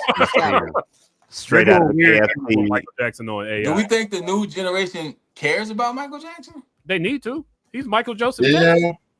He's the king of honestly, yes. I think it's important that we like that's the one thing that so like I also see what you mean too, Archie. Like I feel like there has been like also too in terms of film making lately, like a lot of documentaries about musicians, but they've also been very factory produced. So they'll say that the actor is learning how to sing. It's like whatever. Like I want to see listen to Bruce Springsteen. I'll go listen to Bruce Springsteen. Like I don't know if the because I don't know who's directing it. I have no idea who's actually doing. Hey man, Bruce Springsteen made the greatest American song of all time. I understand it, but I'm just saying. But like these documentaries don't look like do anything important or say anything important. All right. So I'm kind of with you. I was like, I think that there was a moment for that documentary for it to have happened. I think because of where film is, like at some point we need to be talking about Warner Brothers and the Netflix deal. Like at some point, as a discussion on the show. It's over. It's not a lot to say. That's crazy. It's done. It's over. Speaking of it, it's not over yet. Actually, I'm gonna say I don't think it's over yet either. They just won the bid. That don't mean it's over. Now, Yeah. that means that they put the baby oil on the slope, and we're all just like trying to climb up it. Speaking of baby oil, I did watch that Diddy documentary. Oh God! Only thing that I took away from you it, did? I did. Only thing I could take away from it, the only thing I could take away from it is he signed Cassie to a 10 album deal. Bro, he's evil. 10 albums at 18. Most niggas don't get 3. Yeah. He signed her to 10. This nigga has 5. That's some K-pop deals right there. That's why these niggas be putting out an album like every fucking quarter. Also, That's why you know how many studio albums Cassie actually has? One. None. No, at 2. 1. Yeah. One. And that was the one she did with Ryan Leslie. So he had Can I ask you How many albums a does question Stray about Kids? the documentary that I heard? Was it true that he charged back Biggie's funeral back to Biggie after he found out it was too expensive? Well, I heard. that too. It's in the doc. Well, Also, it's in the documentary. But it is in the documentary. It's in the documentary. However, Okay. Biggie's family did say they don't see that didn't happen. Okay. However, how would you know? Because that's what he's saying is that what they said in the doc is like in the actual they changed some of the paperwork. So what their mama thought they signed was that, but then later on in the actual paperwork he switched it out. Yeah. So how would he know for sure? How would they know? Oh, that's nasty business. Yeah, he's a terrible person. Diddy is all nasty business. Like, remember, he used to charge people their publishing for going, take that. No, he does that on your record. 75% of your publishing for the song you made goes to the guy that said 2 words. He made according to him, I made your record hot. Yep. It's crazy because there was a producer who made the beat for doing it around for LL Cool J. Yeah. He originally made that for Big. Mm-hmm. He was gonna give it to Big, and he told Big, well, Puff said it was basically that Puff lied about the money, and so because Puff wouldn't pay him, he sold the beat to LL Cool J, and then Big got mad at him when it was like, no, Puff screwed you over, but like he didn't believe him and like backed up Puff. So it's like, damn, Puffy just made Big just made everybody look terrible around him. So And Biggie was gonna start. Junior Mafia wasn't signed to Bad Boy. Junior Mafia was signed to Biggie. So Biggie was about to write he was gonna do a Lil C's album. He was gonna sign more people and start writing more stuff. Then he died. The night he died, Puffy didn't get in the same car as him. The rabbit holes are all over the place. Yep. Not a good guy. Yeah. Biggie, in the documentary, they talk about how Biggie was supposed to be in London the day he got shot. And it was Biggie's decision to stay, from what I've heard. No, it was not. It said Puff canceled everything. No, this documentary says that it was not Biggie's decision to stay. They convinced 2 of folks. Puffy took out one of Biggie's friends with Sally Richardson and got him to convince Big to stay. But Big was actually very cautious because he was just like, I feel like somebody's trying to kill me. Like, So we should, yeah. And this is why hip hop conversations need to happen, because I've heard interviews of people saying Biggie was the one who wanted to stay, and Biggie was like, no, I'm not scared to shit out here. I would like to go to this party and stay an extra day. And then he got killed. So I say that to point out there are always going to be a bunch of different sources. Relying on one source made by one of Diddy's enemies. We've got to take out the Always Sunny board with our pens and our strings and just keep saying Diddy did it. Diddy did it. It was Diddy. And let's keep putting Diddy's name everywhere. I am a huge proponent for hip hop history. I think this is the present Black history. I've seen Black history get distorted. Oh yeah. So did my dad. So did his dad. So did his dad. And all the way back to the motherland. So that's Listen, why you what need he Michael meant. Jackson movies. There you go. Once the wrong people get their hands on it, they're gonna say all types of shit about it. Yes. Yeah. But I don't know. We'll see how this Michael Jackson movie turns. It's just scary with how people revise history and with AI. Like you have to really question what's real. Oh yeah, Like, we are cooked. We are cooked. And even we're cooked because also media literacy is in the tank because some people don't even know how to like actually read media. So the problem is that they couldn't even recognize AI if they wanted to because they don't have a concept of like how the media actually works. Yeah, just because they said it doesn't mean it's true. Now that the computer's saying it.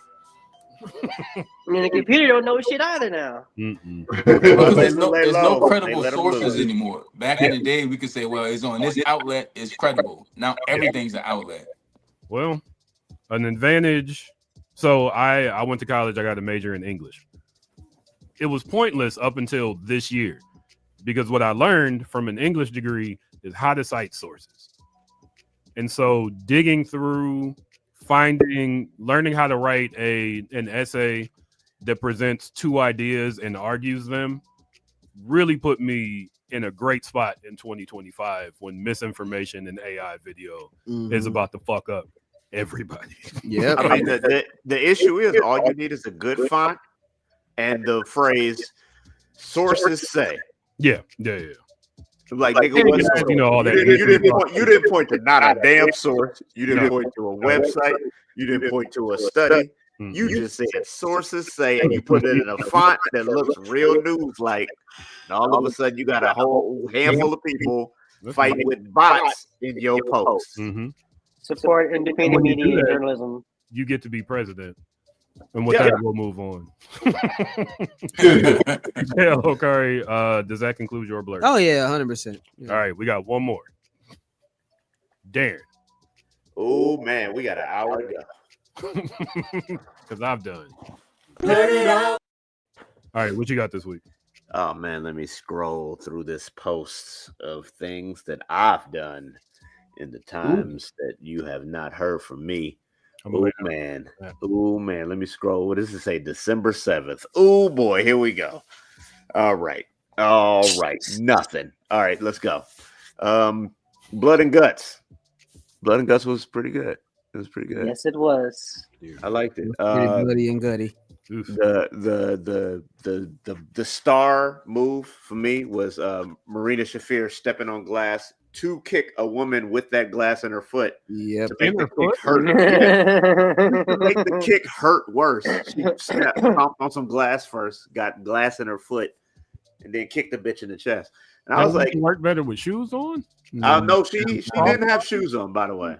And she started off her match by getting the bed of nails out and kicking another bitch in the face and making her fall into the bed of nails. And then she got into the match. So that's good stuff. Good stuff. I love pro wrestling.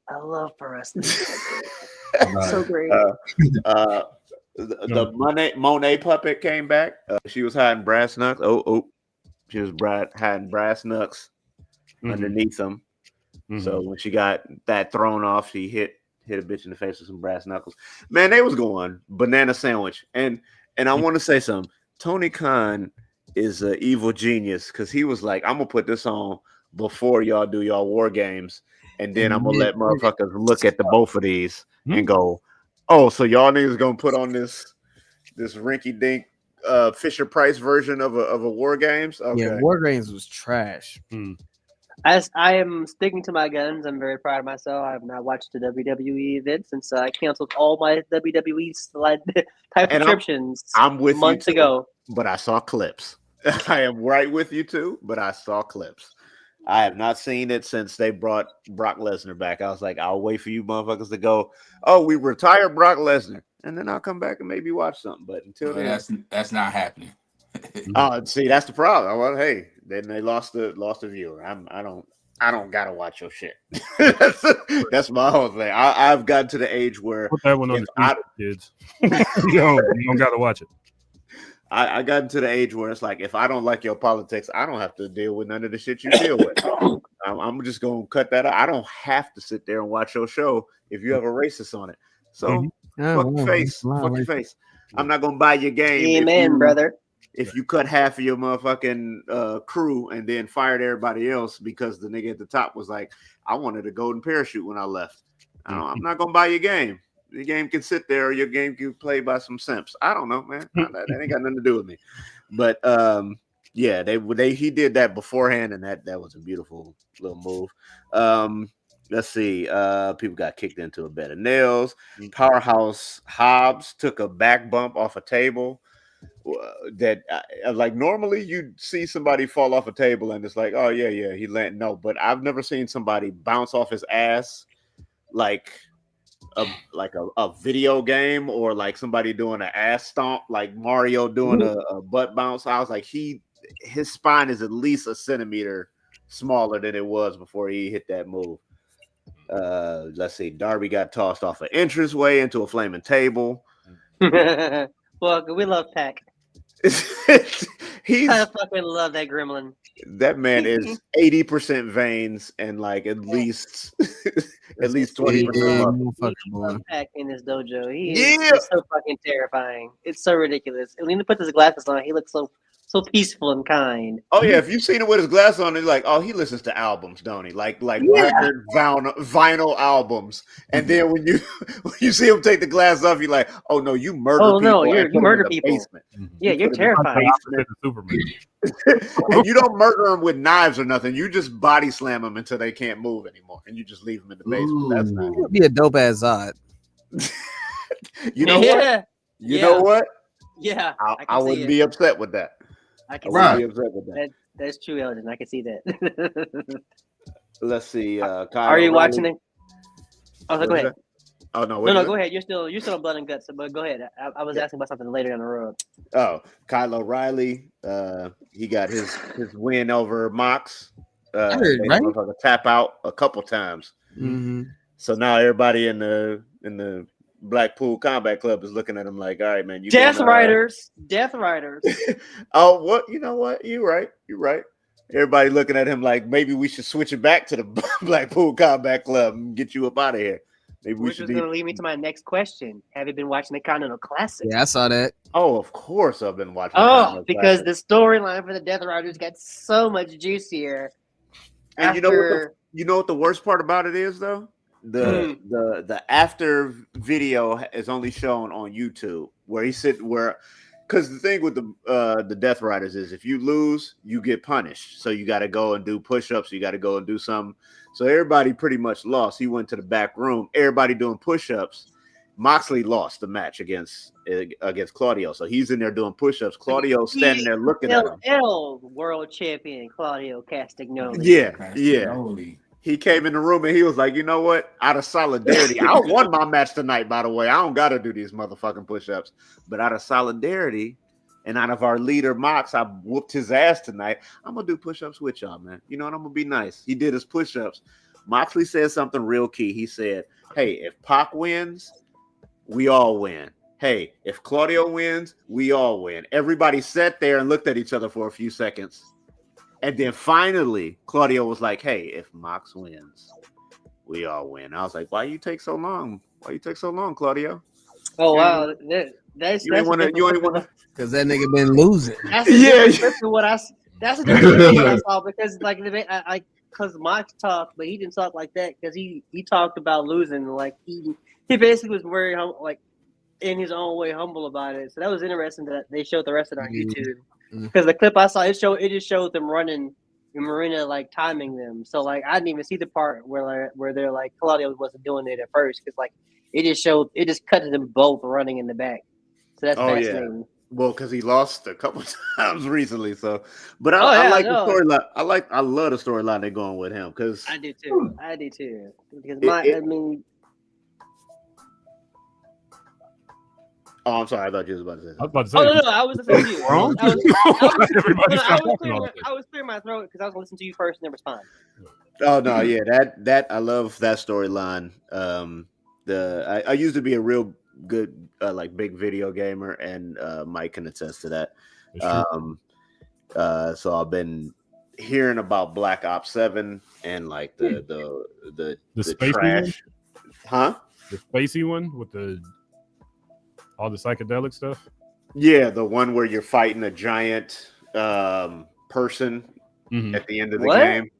What? Yeah. They just I don't. Very the Matrix, but with soldiers instead of people in trench coats. Yeah, we got a fucking dead Call of Duty, y'all. Like it's a wrap. I hear This people is- saying that. I've never wanted to play Call of Duty. I kind of want to play this one.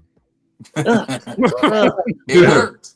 I mean, for the uninitiated, yeah. When you're like, okay, yeah, but when you realize that this is supposed to be an army game, and you're like boots on the ground, it's like, oh yeah, we're all Captain America, and we're fighting Galactus. Yeah, I never wanted to play an army game with a bunch of people calling each other the N-word. I mean, that's I the hate to thing. tell you what the Hey, you can join the real army for that. There you go.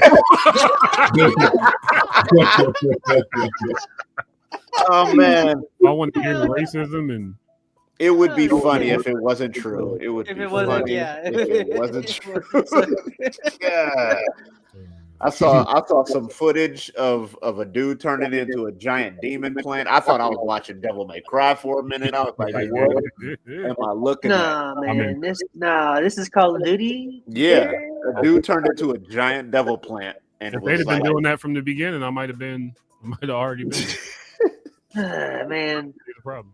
maybe they're trying to reach out to the people that don't play, and they're like, hey, you wanna come over here? well, and play those this? guys, they're playing Battlefield. Yeah. They're playing Battlefield. They don't even care.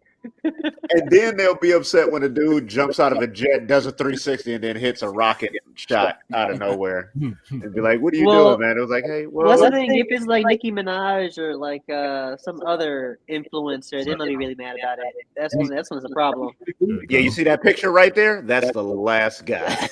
He looks like he don't want no trouble. Wait, what? He's like, hey guys, come on, I'm just a normie. Don't shoot me. Like, So, hey, so I'm this trying is- to make my fucking gabagool over here. Hey, Put all the So- bullets and things. This is Bullets just, that's and Star Fox. things.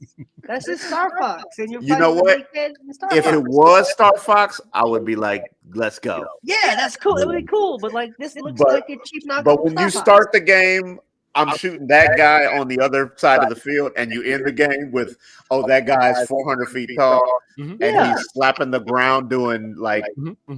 Like I'm playing Banjo Kazooie, I'm jumping over shockwaves. I don't want to play No, that. that's ridiculous. Real Yeah. quick, You're is not. he Peter You're not Petrelli Andros. from Heroes? Yes, that's the guy from Heroes. Shout out to Peter Petrelli. That's Peter Petrelli. That's not how it goes on Heroes. That's not how he talked. I'm sorry. No.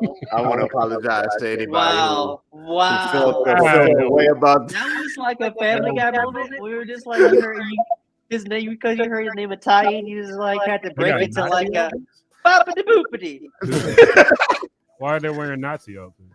Don't worry about it. They put AI fucking gamer tags in there. Don't care about the art.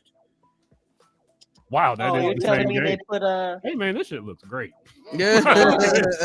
Hey man, I'm happy for you. If you want to play this game, I'm Do I happy get to for shoot you. the That's Nazi people, or $70. Am I supposed to be the Nazi people? 'Cause I don't want to. Well, here's the thing about the current state of affairs, sir. Is our current government. You know what? I'm not even going to continue. Once You again, get to fight a werewolf? just stop. Just play Wolfenstein. Just play Wolfenstein. Or You Doom. can't tell me what to do. I'm gonna play this. Or Doom. Like there's so many other options. I want to play this. Call of Duty Fever Dream. Hey, Oh my God. we sold the game. Hey, somehow Call we of Duty sold. ketamine. First time ever. Call of Duty K-hole. My God.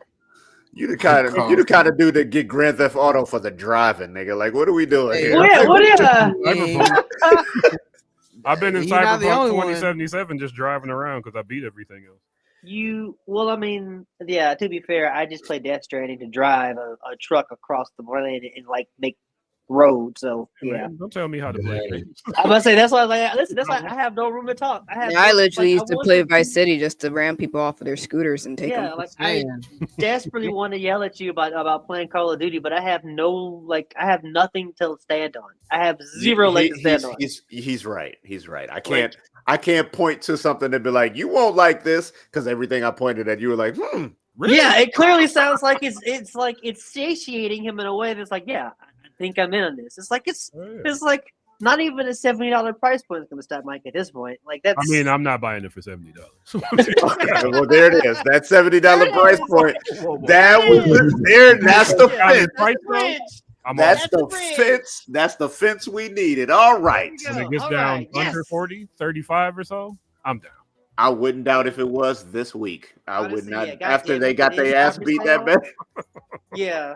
They're like, fuck, they need every dollar possible. I was like, please buy our game. Oh, yeah.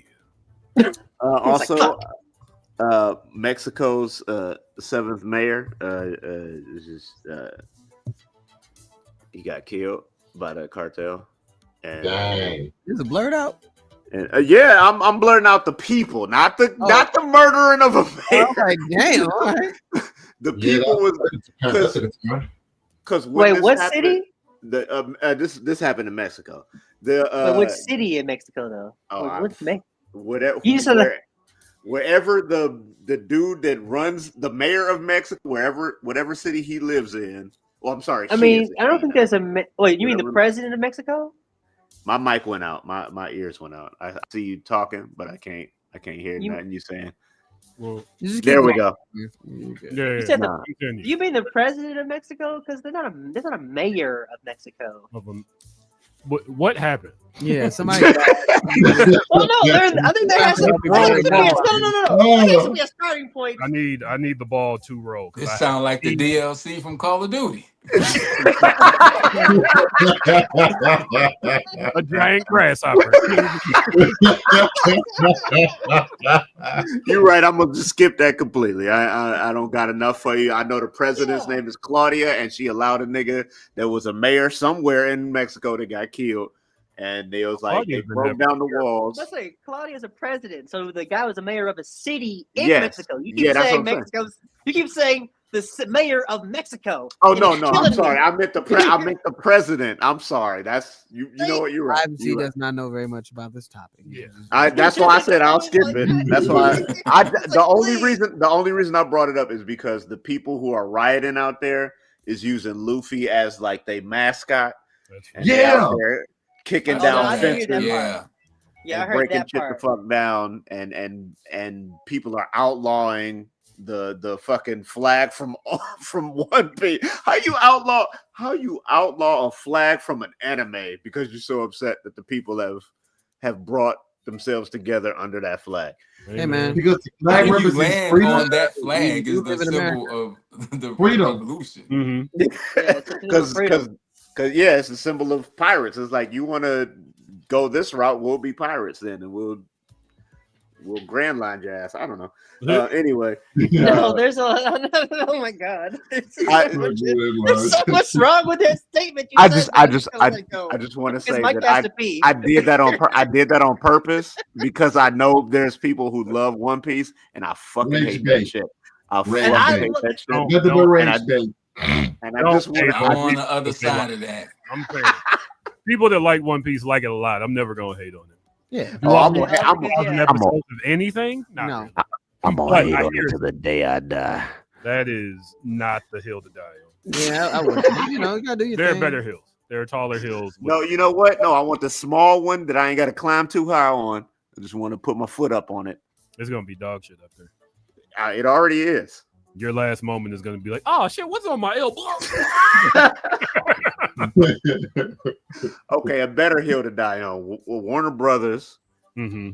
just got through doing some of the most outlandish shit I've ever seen. The bid was won by fucking Netflix for $72 million. Nigga, I have to pee. Yeah, get it out. Unless his mic went out. Wait, maybe his mic went out because it's $72 billion. I was gonna say it can't be million. No, $72 billion. $1,000.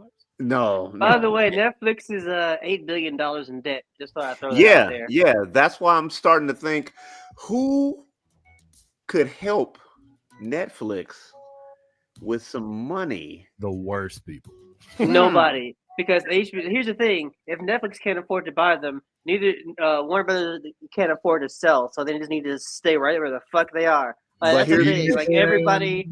But here's the problem: like, you're talking about in liquid money. We talking about in prospect money. Prospect money. Netflix is rich as fuck. No, that's because the prospective money means nothing when subscriptions are down. Everything on Netflix is down. They've literally cut shows because they're hemorrhaging money. Like, That don't mean reason... nothing. If you can talk to another rich dude and go, man, we doing great, baby, and he ain't paying attention and he don't care, and all he got is $1 million and billions of dollars, and you go, I got billions of dollars. You want to sell this stupid ass Warner Brothers thing to me? And he goes, yeah, you know what? I'm doing bad over here, so maybe you can do something with it. I miss Lena. You don't have to give me $72 billion right now. I do know this is a bad move. It's going to be more. No, it's illegal. It's an illegal move. Less people owning more media is bad. Oh yeah, and the fact that the dude that runs Netflix is like, I don't like putting things in theaters. We should just, hey, who's to say what the theater is? It might be that your screen and your TV. You know, don't. We're going to make movies from the WB profile and just put them on Netflix. Maybe, I don't know. We don't think know. About that.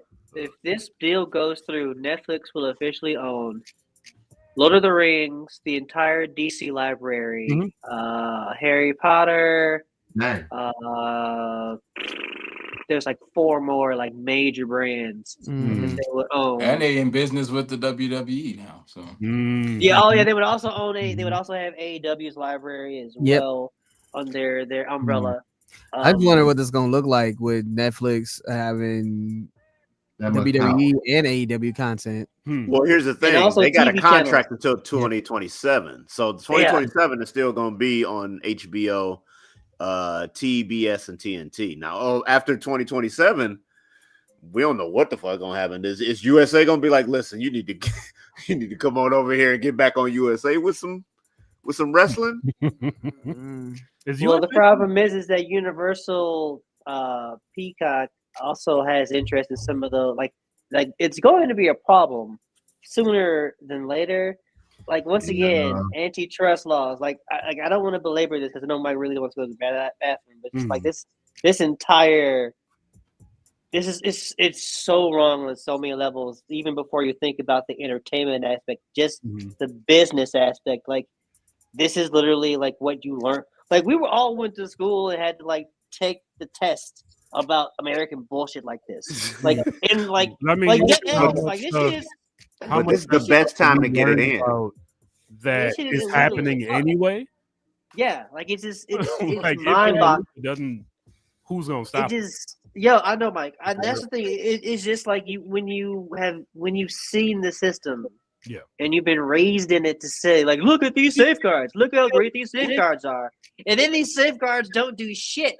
Because they planned around those. They've been working on shit like this for years. Yes, for years. And it's like people have been saying that for years. People have been saying that for years. People have been telling us for years this is going to happen. There's a lot of directors and a lot of producers. Like, for example, I always give credit to Guillermo del Toro just from the shit that he does in his movies and his ideology behind. Are we using CG or are we using practical? If I have the chance to do it, I'm going to use practical. Fuck your face. There's no place in AI in anything that I do. Like, his stance in just what he does, I'm like, I'm going to give him props until whatever. But at the end of the day, he was like, hey, listen, whatever's going on here is going to fuck up shit. And I'm not down with it. Yeah, this is going down. Like the writers, you can only fight that AI fight so long. That's going to be the standard in a few years. But you shouldn't stop fighting. That's the thing. That's what Guillermo's like. Listen, keep swinging until everybody's dead. Because once this happens, or until the swinger's dead is really. But see, the AI bubble is going to bust soon because AI has already proven that it's not viable. AI, as far as like searching and the things that it's supposed to be able to do, that bubble's going to burst. But there'll still be people who have a localized AI figuring shit out. Like, it's gonna be the we used AI and then we traced over the AI and now it's not AI. Yeah. We smooth the edges out. It's almost like we should have had a human doing this from the first spot, but whatever. I just saw where anime studio was using AI to dub their films. That wasn't even their studios. That was fucking Amazon. I feel like I've seen AI captions and they are often wrong. Yeah, they're awful. That's the thing. They're not good. AI captions are terrible. The real AI problem is that people are leaning on AI for so much, and AI can't do a good job with all these things. I've read somewhere that there was some sci-fi person or scientist, one or the other, who said in order for AI to be superhuman, a superhuman thing would have to make it. I don't think AI is going to be that smart. No, it's not. We already Michael. Literally just said it's only as smart as the humans behind it. Yes. That's what I'm saying. They're going to use it simple and on then Google. trace over. Must say, if you look up for something on Google, just simply ask Google something like extremely easy. The AI definition of it is completely worthless. Like it's already not working because it's taking everything off the internet that is actually not real about that thing you're asking and trying to compile it. So like it's we're already an aggregator. there. It's just It's searching aggregator. all of the Reddit posts and seeing what everybody is saying. Yeah. Like we're already there. On its own. The bad part about that is that it's lale lule lowing the whole fucking internet because people don't even, like Mike said, they don't go and source nothing. They go great reference.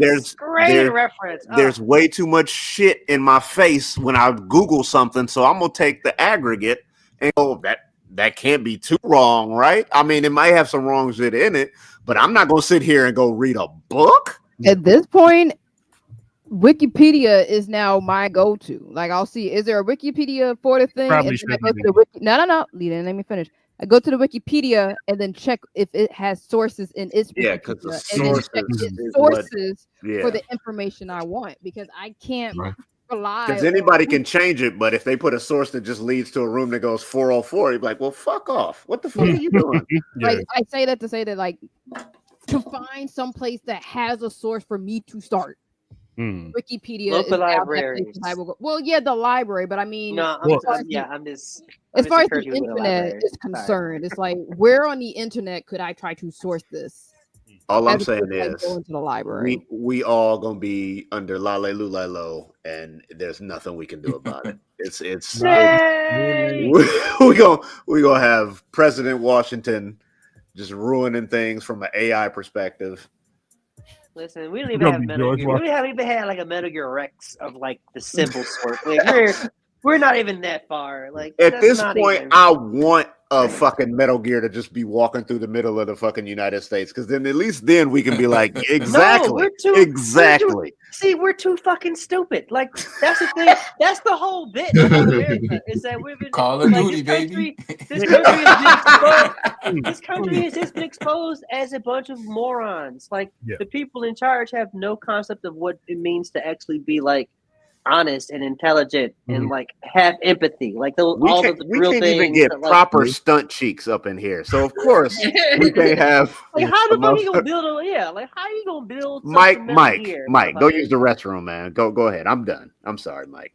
Because I see you over there and you're like, I need to use the restroom. No, I was laughing at the stunt cheeks coming back up because it was it left my mind for a while. So folks, that wraps up our Blurddot segment. Now DJ Elokari is gonna hit you with some hits. DJ Elokari, what hits you gonna hit? Yeah. Didn't look not bad. So I wanted to make sure that I at least played a music video by that was in, we lost a very dope individual in the past week and a half. His name was Isaac, aka Lord Haiti. And really amazing, dope producer, amazing family man, lover of martial arts. He unfortunately lost his life in an MMA match. First MMA match, actually. But we knew him as just like a ball of joy, and also an amazing producer. And he's helped to produce a couple of dope tracks out that I fell in love with. One of them being called Masa Musa. We played it on Blurddot Radio a couple of years ago. It's starring the main rapper on the song is Khalid B and also Limitless Styles. It was featured on the NBA 2K. I want to say 2021 or something like that. 2K21, I believe. And yeah, so educating folks about like African culture and whatnot, especially Mansa Musa, richest man in Africa ever, not just in Africa. So I want to make sure we played that beat in this spot as well too. But I also wanted to play some of y'all joints as well too. I was trying to decide between Chop Block and Nerdzilla, so I'll let y'all pick. Ooh, some tough ones. Oh Lord Jesus. Archie, what you think, man? Let's do Nerdzilla. I broke my toe shooting that Chop Block video, by the way. All right, cool. So we're gonna play those two videos, and if we got some time, we can play one joint by one original beat by Lord Haiti. So yeah, that's it. All right. You're watching Blurddot Radio, BLURDDOT We'll be back after this break. You want me to do it from over there? Yeah.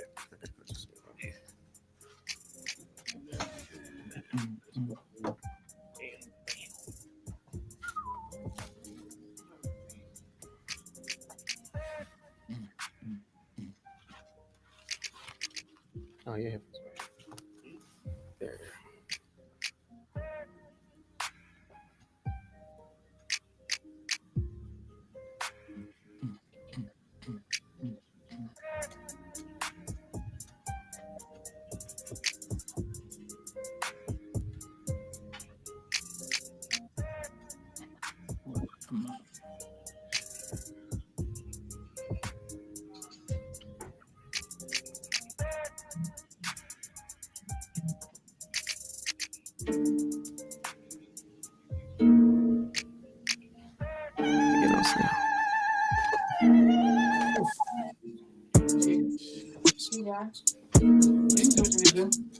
Got it. That's fine.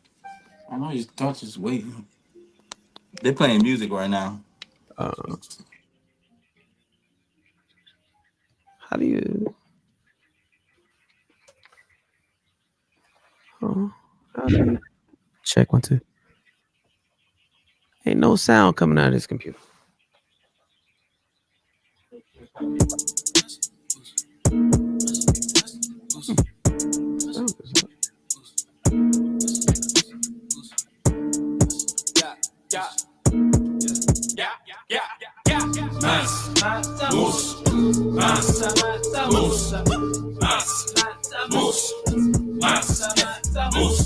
I studied the game like a tool, schooling the kids with no rules, giving out go like a boost, calling me king like a moose.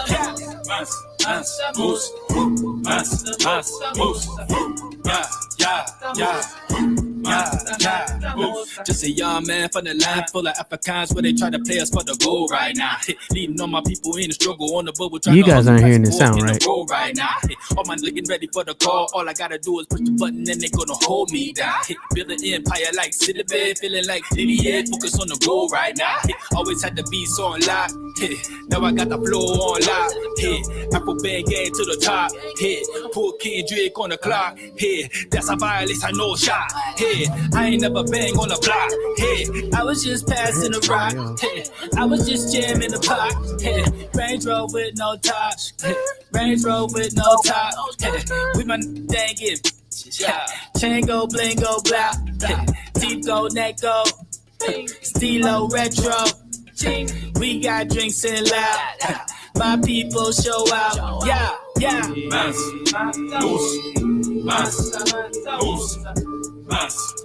Moose.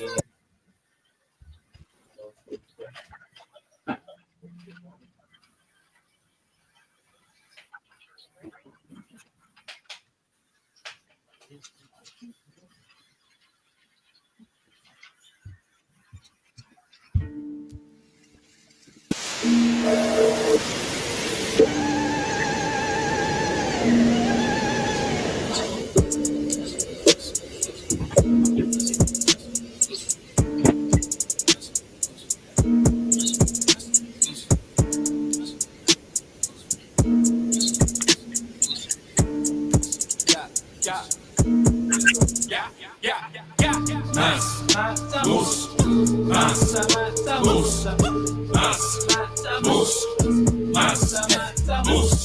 studied the game like a tool, schooling the kids with no rules, giving out gold like a boost, calling me king like a moose.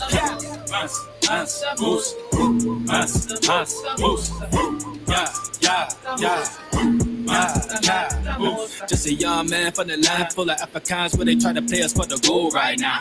Leading all my people in the struggle on the bubble, trying to hustle past pork in the road right now. All my looking ready for the call. All I gotta do is push the button and they gonna hold me down. Build an empire like Citadel, feeling like Didier, focus on the goal right now. Always had to be so on lock. Now I got the flow on lock. Afro band gang to the top. Poor kid Drake on the clock. That's a violence, I know shot. I ain't never bang on the block. I was just passing the rock. I was just jamming the pot. Range Rover with no top. Range Rover with no top. We my dang it. Chain go bling go blah. Teeth go neck go. Stilo retro. We got drinks and loud. My people show out. Yeah, yeah.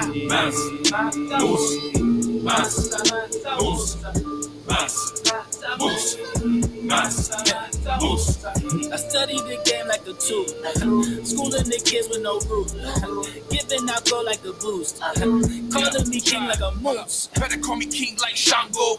Only see it green like Rondo. Go queens in a condo. Clear course sitting on my wrist. More real estate flipping bricks.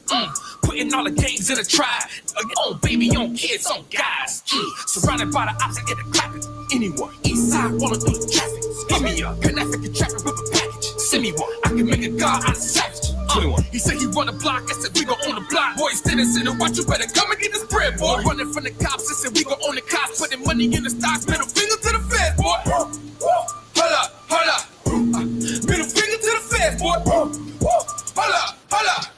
Middle finger to the feds, boy. Talk off from Haiti, I be doing voodoo crazy, so we got Lord Haiti to produce. Stones on me looking at my juice. Putting gold in the hood like a moose. Try.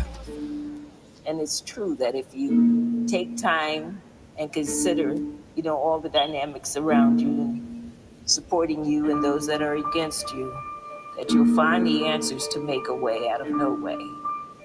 And that the answers will come through you so that you could contribute to the community and give back.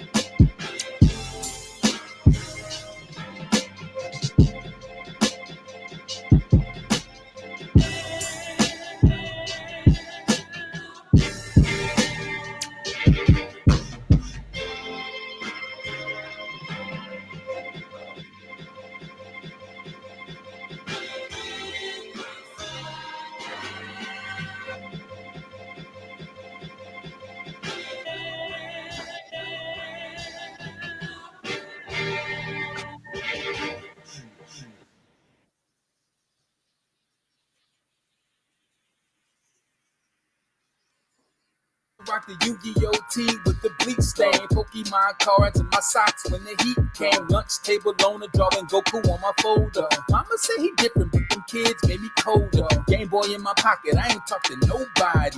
DBZ hoodie zip tight like a Ferrari. Kept a Pokédex and a surge in my locker. Dr. Frankenfly, they done made me a monster. Still watching Trigun, still rocking Jordans. Anime quotes when I text my informants. Didn't know the password, and I was cold beast. Charizard in the deck and gold on my teeth. Never dropped the wine, just upgraded the handle. My girl like a Boma candle, too hot to handle. The kid with the glasses and the weird laugh. Me is neck deep in loot like Tupac in the bath. Say nerd, say it loud and proud. Stand out, no doubt. We bossed up.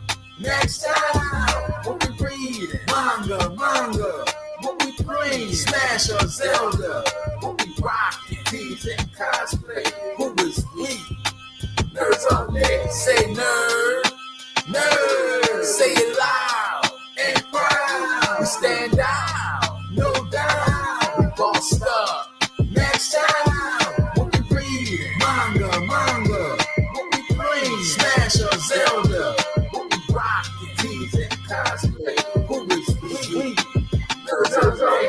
Call me Nerdzilla, I fire-breathing reptiles. Spitting knowledge at my enemies like projectiles. It's wild. Being labeled a monster when I was just a child, trying to get at my space, but I was extroverted because they didn't deserve it.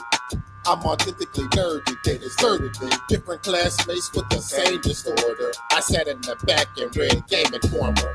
Proceed to be alone with my Terry Bogard. Between video games and classwork, I'm going so hard. So far I'm still the same, I'm sorry, I'm not sorry though. Seeing classmates sound harder than Mario. Thinking she's a princess because she got a peach. If she's out of this world, that means she's not within your reach. Take pictures of themselves that do pics from Dragon Ball. Who else loves being a nerd? I'm asking y'all. Say nerd.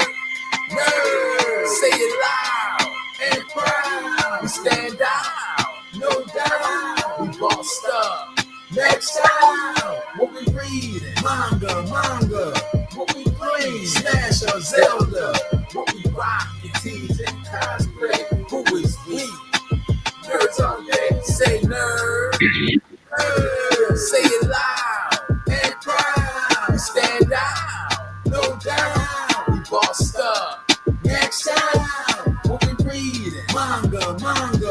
What we playing? Smash or Zelda? What we rocking? Tees and cosplay. Who is we?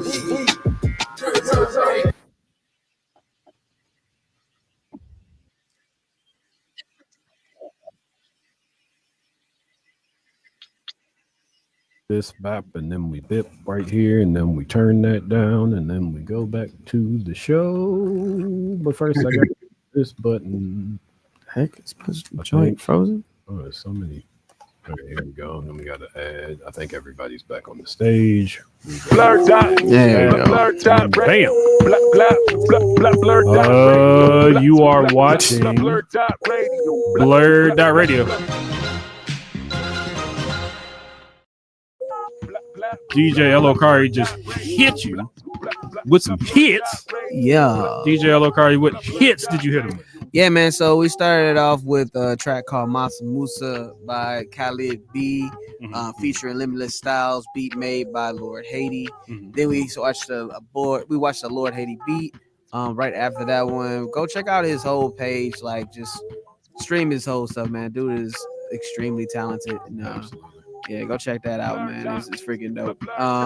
Let me see if I can get the name of that actually. If you want that specific beat, it's called Takeaway on My Soul Sundays, when he was just dropping tracks after tracks after track. Nice. Go check that out. And then yeah, we ended that off with Nerdzilla by, you know what I'm saying, the boys out here, man. Make some noise for me. Y'all want to talk a little bit about y'all track?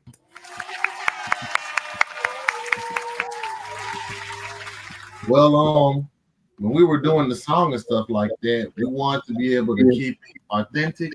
So it was really a song to where it would enable people to be proud of their nerdy selves, embrace who they are. And what's funny about it is when Archie gave me the song and stuff like that, and he was like, well, you know, I want to know we can be able to use this, because you also want to have it to where it will be a third party involved in the song until they use my verse. When I sent him my verse, he literally called me and they said, like, the project is done. It's done. Because during that time we did Broken Crayons. So Nerdzilla was the last one. He was like, yeah. So I had fun on that song. I definitely felt like I was able to really just come out of my shell with that whole project thanks to Artshot. That project really did a lot for me. Nice. Very dope. I'm just rapping, dog. I feel like I'm the best lyrical rapper alive. I'm just rapping. That's it. For sure. Tell us about the filming of that video. I was at Louisiana RetroCon. Shout out to Direct TV. He was in the building. One of my homies. He actually does set design for the wrestling company I work with.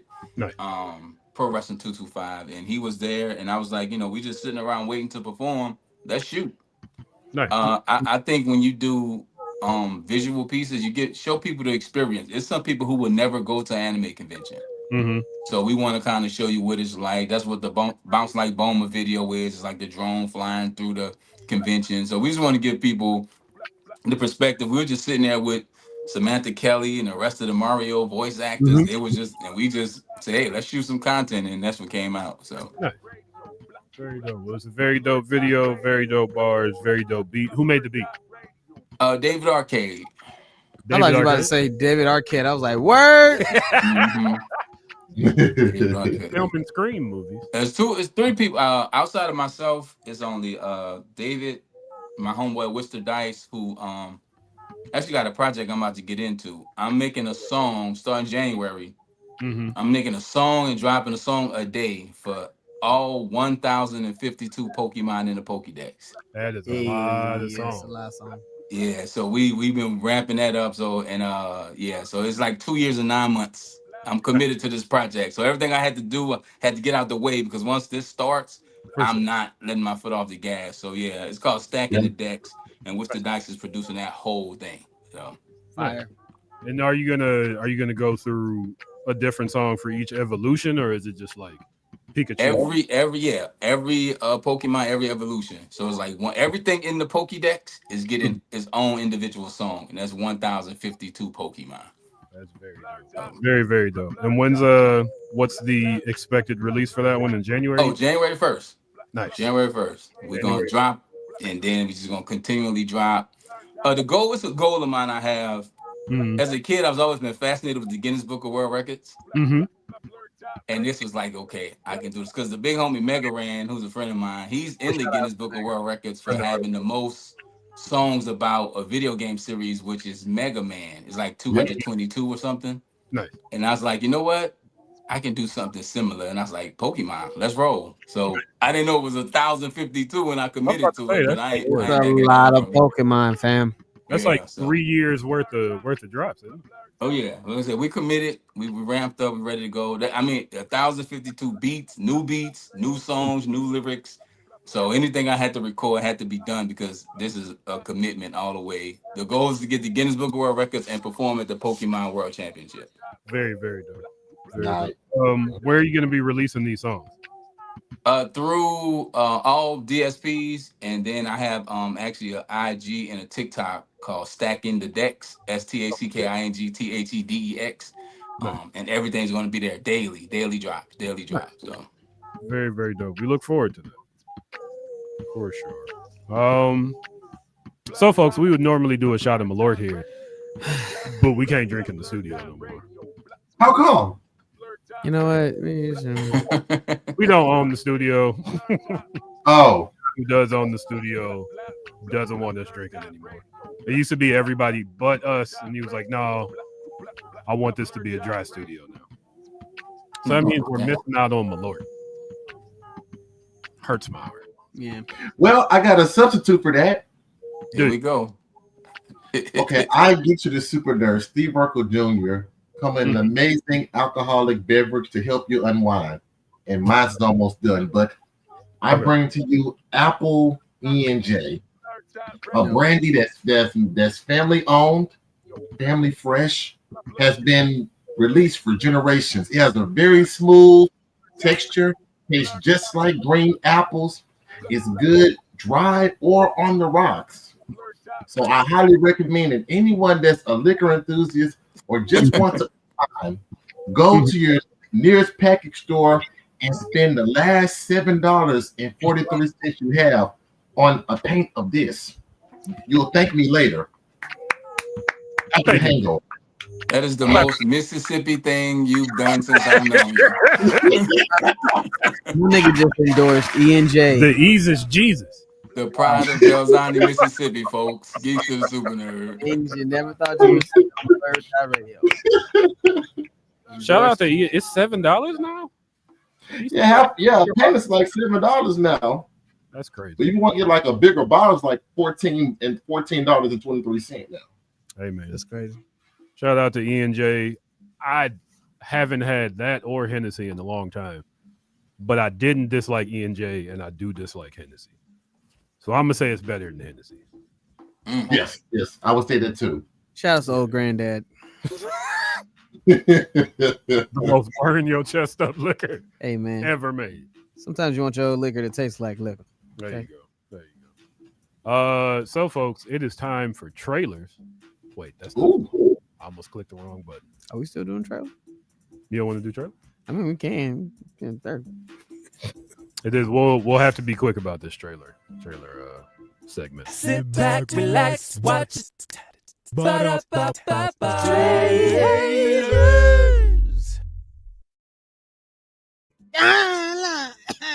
He does that every week. Every week he does that. I almost didn't do it. I was 2 seconds on not doing it. Thought about it. I was like, nah, can't deny the people. Got to give the people what they want. They can't hear it. It's a lot of trailers in these past 2 weeks. The one that interests me most is a movie called Kraken about a giant octopus. Because why wouldn't it interest me most? There's a 5-second teaser trailer of Supergirl that just dropped. Yeah. There's a Shrek 5 teaser. Oh, that's okay. Oh wow. There's Story 5 teaser. Another trailer. Jesus Christ. Yeah, I mean, you know. 5. Tis the business. Toy Story. How old is Tim Allen? Why are you still doing it? Hollywood's in the fucking dumpster. God damn. I just want to throw out the dumpster is great. that Tim Allen once got caught in an airport with a suitcase full of cocaine. He did not go to jail. I'll let you figure out why he didn't go to jail. Because he's white.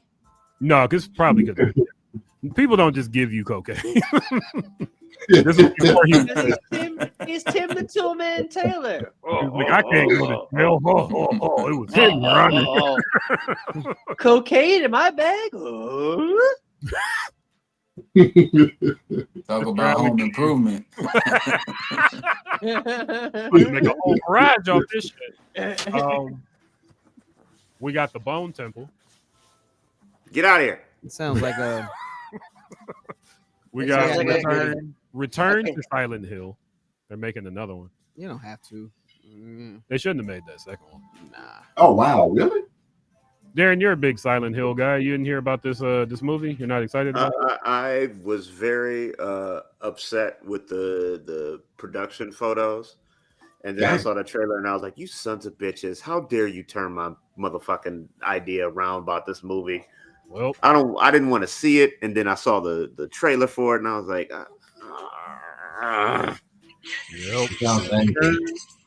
Silent Hill. Silent Hill has been. What the fuck is that? That can't be part of it. Silent Hill has been has had a good year. I don't think I do want to play Silent Hill F. I do want to play that. That is on my play it. playlist. Play it. Don't even think. Sounds good. Don't even think about it. Cut it on. Play it. Beat it. Cut it back on. Play it 4 more times because that's the only way you're gonna get the true ending. Never gonna do that. Mind you, every time you play it, you fly through the game about 40% faster. I need a PlayStation 5 now. Wait, have I been unmuted this whole time? Yep. Yes, we did not. Yes. I thought I muted it. Did y'all hear me screaming? Nope. No. No. You okay? She was sliding into that grave, dog. No, I attempted to fry something for the first time ever. Oh, was it frozen? No, Is it chicken? Oh. I used olive oil. So the smoke point for olive oil is different from most oils. From what I did my Yes. research. Yeah, you can't just leave it in the pan while you fix. You want to go ahead and switch that. What are you frying though? I just had it set too high initially. Yeah. So that grease was popping high. You want to switch that to peanut? I made fried shrimp. What are you cooking though, Ashley? What are you frying? Shrimp.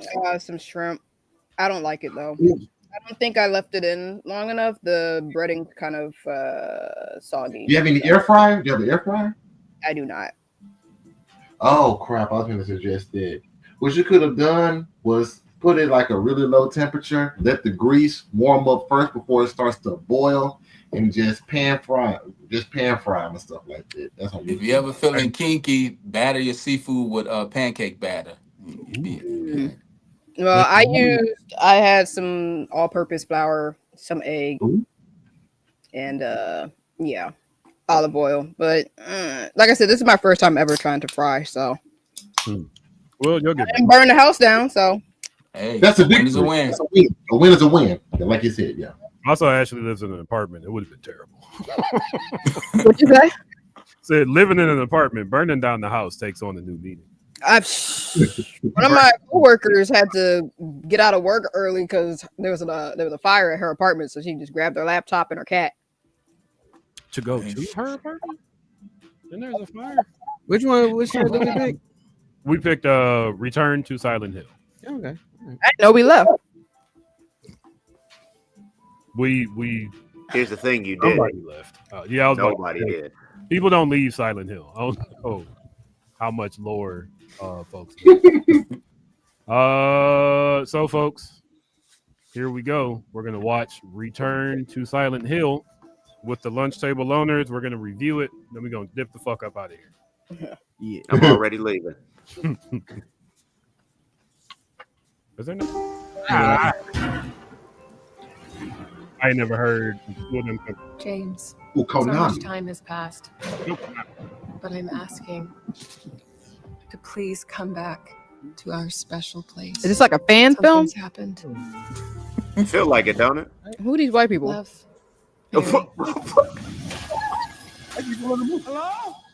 Can anyone hear me? Everyone got They're the Silent Hill people, Ashley. Duh. Something's happened here. Look, I don't know the Silent Hill people from the Resident Evil people. What? Now hold on now. You know who Jill Valentine is now. Where's Chris Wesker? Redfield and Wesker. They're very identifiable. I mean, in their video game form, yeah. Hey, I don't know. I don't know shit about the movies, so that's fair. I can tell you to get in the movies, but I don't know shit about the movies. Yeah. I know the games. Yeah, that's fair. Yeah, You got me there. All right, you got me. Chris Redfield is hot. Like, excuse me. I recognize my baby daddy. What are you talking about? No one said it would be easy. That was the girl from Wednesday. From who? Wednesday. Girl. Wednesday's roommate. The one that can turn invisible in season 2. Oh, I ain't. I'll always be here. You don't have to move. Oh, I don't care. Boo! Hey. We're gonna go around the circle and talk about this in an organized manner. I'm not mad at it. It doesn't look like complete trash. I've seen the second movie, the one with Jon Snow, absolute ass trash. Wait, there was a second movie for Silent Hill? Yes, there was, and it was based on part 3. It was in the trailer. I thought it was just the one. No, it was based off the game part 3, Okay. and they were just like, "Are you eating shrimp currently?" Yes, she is. Rubble. I bet this tastes I so didn't good. realize there was two. Damn, there's been 2 movies. That's crazy. So the first movie was one of the first like good video game movies I feel like I saw. Hey, For those who aren't very old, it was okay. But it did not Silent Hill follow was genuinely like, the process. Yeah, it didn't follow the property, but I liked it. Yeah. Also, the property ended up following that movie. a la Yeah, it showed it. Yeah, it was weird. But it took it in a new direction. It did things that had never been done in film. There were genuinely shocking parts where they take the cop. This isn't a spoiler. This was like 20 years ago. They take the cop and put her over a fire on a ladder, and after her head's burnt up, it just like flops around. That sat with me for a long time. Yeah, because usually when you set somebody ablaze, you don't slow cook them like they motherfucking brisket on a motherfucking. Just sitting there like, we're going to put her on low speed. They said they wanted roasted pig. Throw some Old Bay on that real quick, maybe. Mix up some motherfucking some that was hot sauce. You know, never before in a horror film had somebody gotten their skin ripped off and then thrown at a door.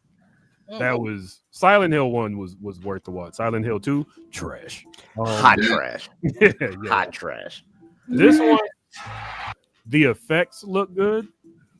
I don't know any of the actors. That's worrisome. I don't know the production company. That's worrisome. Is it a Japanese production company? Because it's no, it's not. Real Japanese. It's not. Unfortunately, it's not. I feel like it would probably be better if it was. If it was. Really? At certain points, the visuals just look like new age PS5 graphics. I mean, that last shot of the dude, I'm like, what is that? I feel like a thing that we have to accept before it happens is videos only going to get so good. Like, eventually, PS5 video or video games and videos aren't going to be all that distinguishable. True. It's the best they could do with it. Which is boring. Give me like your art. What you want it to look surreal? At some point, it's gonna get past real. It's gonna be super real. Like what? Like the super realism was cool for a minute, but now I want like actual distinguished art styles. There you go. Now see, I'm down with that. Yes, make something that 10 years from now, if I play it, I go, the art style carries. Oh, yeah. Like if you can you can go play some Okami right now and be like, like oh, Okami. this game looks good. Oh, I'm playing an Paper Mario, like if I could just Silent Hill. Yes. Oh, I thought I was talking about like wait, the movie? Return to Silent Hill? What? No, I just know what's happening here. Oh, yeah. Just saying how movie graphics and video game graphics are starting to look very similar. Oh, I disagree wholeheartedly. But I agree too. I don't want to get into that discussion, but I disagree. But I think this movie does not look interesting, and I have no intention of seeing it. I didn't care for the first one. I don't care for this one. Carry on. Thank you, Kenny. You're welcome, Mike. I won't see it in the theater. I will watch it 5 years from now on Tubi. I think y'all did a better job selling me on Predator and Zootopia 2. I just want to point out that this probably ain't gonna be in the theaters for like more than like a week or so. So you ain't gonna get a chance to see it in the theater. Yeah, and if you do have a chance to see it in the theater, there are lots of other movies. Yeah, go see something else. This is saying it's gonna drop in January. Yeah, this is a watch it on PlayStation 5 movie. This ain't a watch it in the theaters movie. This is a thing to notice, and I say this every year on this show.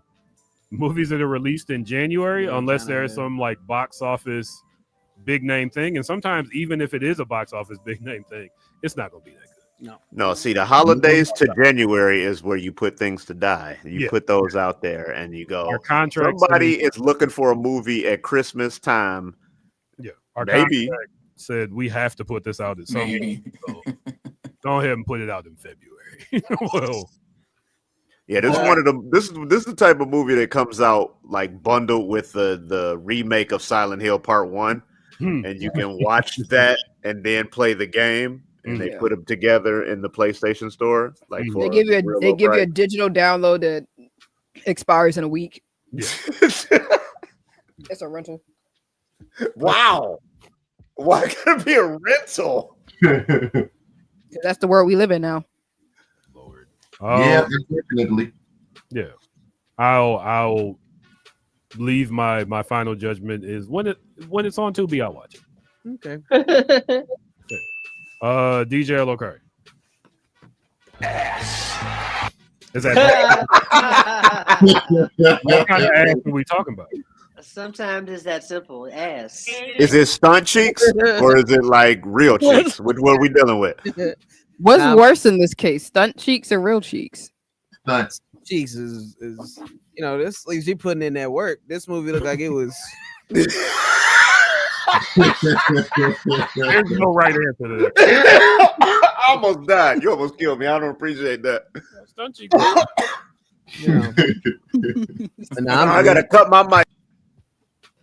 Anyway, yeah, we'll keep it. I'll keep it real simple and just be like, nah, I'm good on it. It looks super low budget, to be honest. It doesn't look like it was all that hard to do. Nah.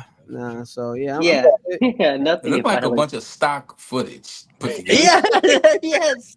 Like It Star Trek, did. like there's just a bunch of background stuff. That's what I was like. It looked like like 2000s Japanese live action movies. It looked like an ad for Silent Hill, the game. Like that's what like you know, like high budget PlayStation. Yes, like, yes, Yeah. spot on. Yeah, exactly. They used to do the PlayStation ads. I can't wait till y'all get to me because I'm gonna have some fun little tidbits for y'all, and I appreciate it. So the director made Brotherhood of the Wolf, Darren. Yeah, that movie was great. Also, Darren also watches a lot of bad movies, just like me sometimes. I mean, yeah, but this is my best friend because we watch a lot of bad movies. Yeah, that's what he directed the first Silent Hill, and he directed So he used the same footage. He directed the live action version of Crying Freeman that I didn't even know existed. Oh yeah, you didn't see that? I love that movie. I love the anime too. Hell no. The anime was interesting. Ghostface Killer sampled it for Assassination Day. Fun little tidbit. My man used stock footage from his first movie for the second trailer. Because the nurses look dead ass like from the original Silent Hill trailer. I'm sorry. It was just like, wait a second. He used the deleted scenes. Like, hold up. Like, play the trailer again. And, like, look at the nurses. Like, look Yeah, no. Easily could have been. Easy. Move on. Nope. Yeah, no, I'm not interested. I didn't see the first one. Didn't even know there was a second one. I would recommend the first. I know the first one. First one's always on Sci-Fi. Like, it's literally always on Sci-Fi. Yeah, man. Sci-Fi making that money off of that shit. Yeah, I just do not see me watch. Okay, this is the only way I see me watching the first one is if it's in the short list for the movies I have to use for the editing competition that I sometimes enter. So you ain't gonna never completely watch it. No, I actually completely watch the movies that are on those short lists, especially if I haven't seen it before, so I can go into it with like fresh eyes. So since I've never seen it, I would have to watch it all the way through. Multiple times. Wait a minute. Can you back up? Was that Alyssa? Why is Alyssa here? Because Alyssa ain't got shit to do with two. No, you know what? Never. Fuck it. I'm sorry. Continue. We're in don't expect them to be in canon. They're gonna mix and match what they You just ask about canon things in a movie. Yeah, so I'm not interested in this one. And I mean, when it comes, at least for you, Mike, there's some hope because he directed the first one. You like the first one, but was on the first one versus this one. But yeah, that trailer did not sell me on it. Nope. And it coming out in January is not a good sign. Very bad sign. Very bad sign. What's the last good movie that came out in January was like what? The first Megan? Did that come out in January? I don't know. That was either January or like early February. Hey man, every once in a blue moon, a good movie will come out. Yeah. Not often though. This doesn't seem like one of those. Kenny, that's a no from you. I'm getting. That is correct. A no, capital N-O. Dr. No. Yeah. Before we get to Darren, because Darren is an expert on Silent Hill, I would like to get Geekster and Archie Carter's take on this. Geekster, what do you think? I'd actually go and see it, mainly because I've never watched any of the movies. You going to the theater? Yep, absolutely. Yes. Nice. Maybe get you a date from that Papa the Bloom. Huh? Did you say Papa the Beppy? From Papa the Bloom, remember? Oh, yeah. All right, so that is a yes from Geekster. Archie Carter, how do you feel about this one? I'll be too busy watching the Michael Jackson movie, and I got 125 Pokemon to rap about, so I'm gonna have to pass. Oh yeah, you got work. All right, yeah, you got a lot of work to go. Wait, the Michael Jackson one is in January? When is it? It's February, January? And whenever it is, I'm gonna be too busy for Silent Hill. So. There you go. You know what? Just say no. Just say no, man. Don't play the game. Don't play the game with us. Darren, what are your thoughts? That's April. Okay, so y'all wanted a little bit 10 bit of information. This all started happening around the time when Konami said, "Hey, guess what? We want to start making some more money other than these pachinko slot machines that we got." Because that's what here we go. After what? Super Nintendo? Did they make after PlayStation 2? When did Konami go out? Like, what was the last system? Konami went out after they tried to do the Castlevania, the second one. The one that was on PlayStation 3 or PlayStation. Okay. They tried to do Castlevania where they were taking the first Belmont, the first guy that got the whip, the first guy that went against not even Dracula. The dude that started Dracula. The dude that like Vlad the Impaler? No, the dude it was a guy that came up first and essentially brought Dracula into power. Okay. The second one was him in the future, and he had his castle still in the middle of a city, and it didn't make any sense. And then they were like, "Oh, you know what? Pachinkos." So they made banana sandwich money out of pachinko. Yeah. And they were like, "We ain't got to make games no more." So all these good properties we got sitting over here, and plus at this exact time, Hideo Kojima was like, "Well, then fuck all y'all." That's one of the. And he left. Yeah. That was one of the historic points of Konami's. True. Yeah. So Metal Gear did not get finished. So they were like, "We're gonna do Metal Gear Online." People will love that. They were doing all those weird Metal Gear shooter games and shit. Yeah. They were wrong. So they were like, "You know what we can do? Pachinkos." So they went back to Pachinkos and started redoing the engines of old games, but just put it in Pachinko. So people saw Metal Gear Solid looking real nice. Good trailer. It's a trailer for a Pachinko game. Go play it. Oh yeah, because there's a Silent Hill. No, it was a Silent Hill shooter game. It was pretty cool looking. So they did all that, and then they were like, "You know what? We're gonna bring our people back. We're gonna bring Silent Hill back." But they ain't got no money. A, we got a lot of money. B, we ain't doing shit. We gonna hand it to another team of people to do it. We gonna tell them, "Hey, you know what? Make a couple of them, but put one in Japan because we want to put one in Japan." Yeah. So what they do? They announced 3 video games. They made one that was like a quick little walkthrough game, basically, just to get people a little taste. You get a little taste. And then they was like, "We're doing a remake. We doing a remake of the most famous game too. Come play that." And people did, and it was great, and it was awesome. And then they were like, "Are you seeing this or no?"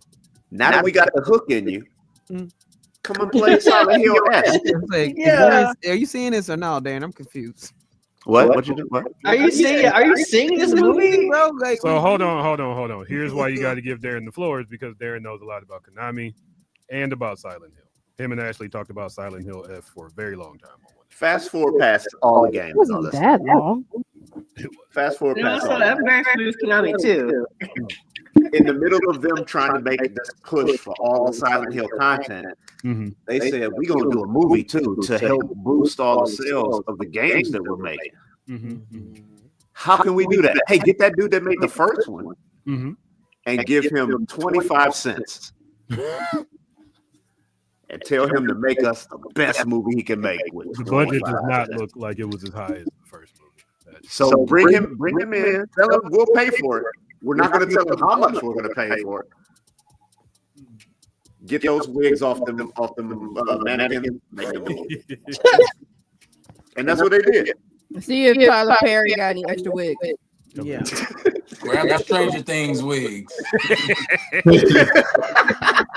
So what I feel like I'm hearing is a no, you don't want to see this. Oh, I'm seeing this. Well, so he's seeing it. I Will think you he was. see it Yeah, in I'm pretty sure theaters? he's seeing it. Oh no, I'm not seeing it in theaters. I told you I'm gonna see it when they do the bundle with the game that's gonna come on PlayStation exclusively because this is a Sony production. That makes sense. Good point. Very good point. Also, real quick, Konami does fitness. Are you not aware of every Japanese company does everything? Yeah, yes, not right. Toshiba makes motherfucking washing machines, dude. Like it's just over there they diversify their bonds. Yeah.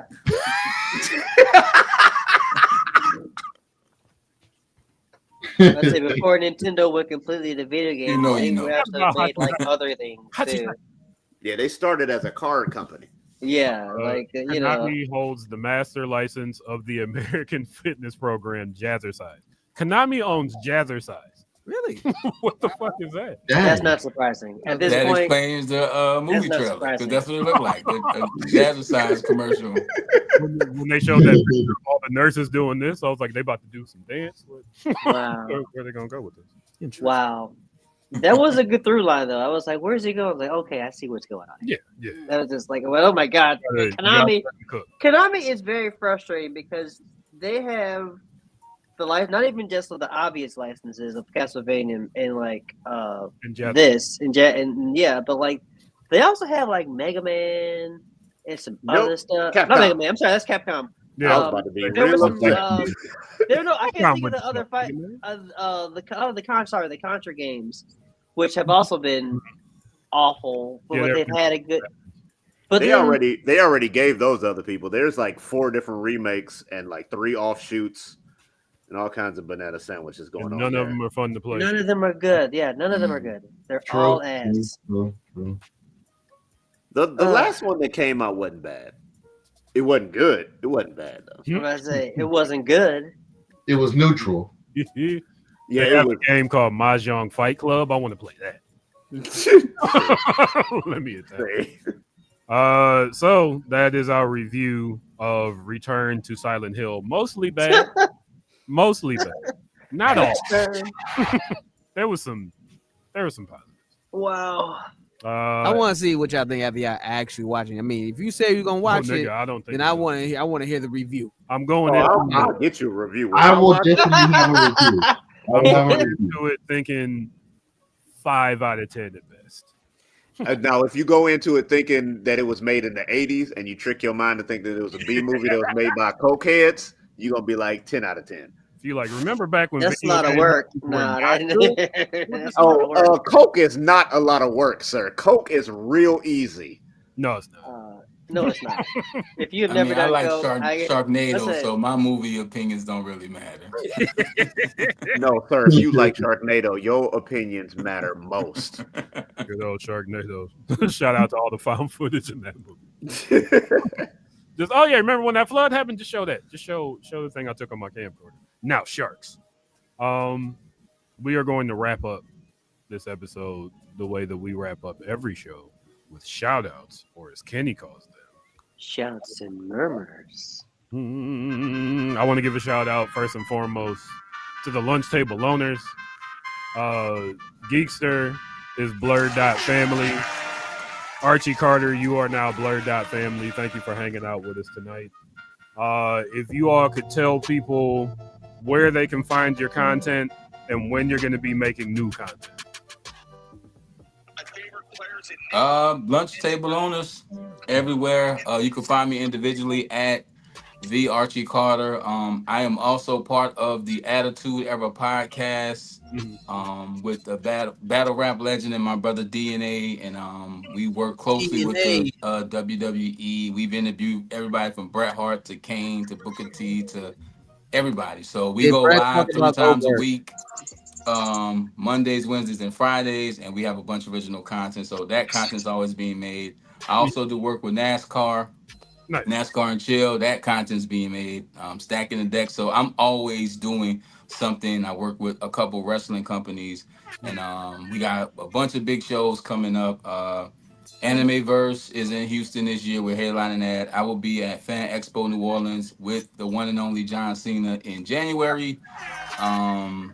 And there's a lot, man. So just stay tuned, and the content is always being made. So it's a non-stop thing over here. So nice. Very, very dope. Geekster, you got any solo stuff going on? Well, right now, besides the film festival, there are going to be a few conventions that I've reached out that do want me to open up.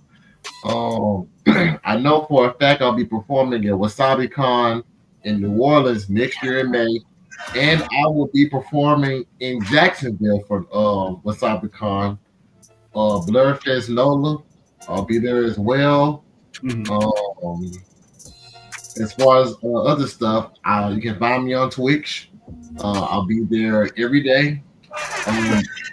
Also working on recording more music and things like that. I won't be releasing any more just yet because I want to perform the songs I've already done. So 5 projects for a catalog, I would say that's pretty darn impressive. So the goal is just utilizing what I have now so I can be able to just have a bigger reputation at these conventions and festivals.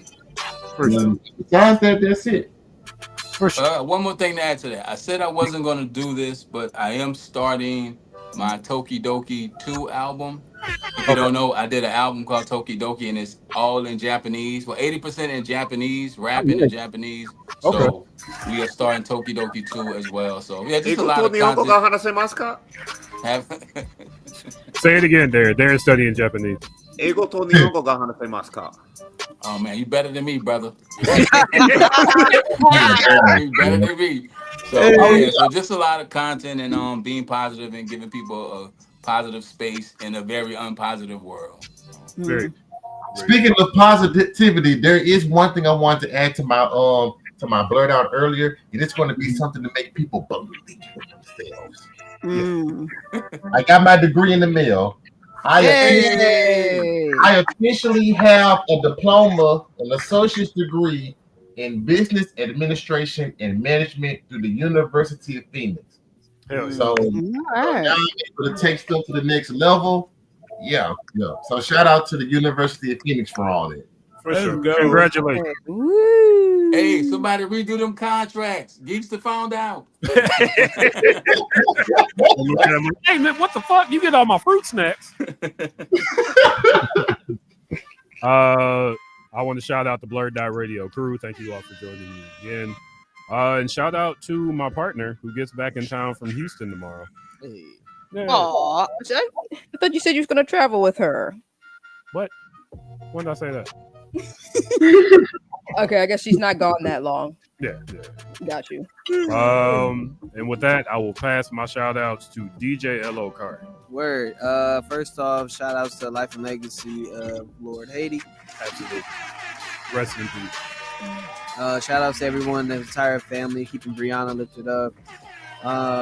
Shout outs to everybody that came to PocketCon, man, and braved the snow. Appreciate y'all so much for coming. All the amazing artists, everyone that was in attendance, we appreciate you. Shout out to Robert Townsend. Hey. Thank you for creating a lane for folks, during the time where, you really had to put your boots out there and make it happen. So shout outs to Robert Townsend. Shout outs to if I could say real quick, the fact that Robert Townsend was in that era where if you were black and you made it, you put everybody in there. Yes, you did. Mm-hmm. Go watch Meteor Man and just see how many fucking celebrities, like how many black excellent celebrities. Luther Vandross, who had never added a day in his life, got in shape to be in fucking Meteor Man. Sure. They got James Earl Jones to do a comedy role in that shit. My son works. It's fucking Nice. yeah, man. It's insane. Chris Tucker has a unaired like he's in the back like he was like it was really putting people on during the time that like you know what I mean like it was a bring everybody up era. So like shout out to I'll even say before that Hollywood Shuffle. Every comedian, Keenan Ivory Wayans was in it. Yeah. Pops was in it. Every black And, comedian. the movie at he that was time. the songwriter. What was that movie? Forget it. Never mind. But he was singing in the room with his sister. I forget the name of it. Not the 5 Heartbeats, was it? That was 5 I was Heartbeats. gonna say it was 5 Heartbeats. Yeah, 5 Heartbeats. Yeah. I didn't know the 5 Heartbeats were fake. I mean, So, they're like, based. That's a lot of how people. Will Robert Townsend was. Yeah, the story was based off of a group called the Dales, so it's most of their story. But yeah, but yeah, shout outs to Rhyme Fest. Shout outs to everybody that came out over the weekend. You know, they continue to pay me to play music for y'all. That's pretty dope. So much love, y'all. Keep it up. Oh, and shout out to Avery R. Young, the Chicago Soul Poem Series.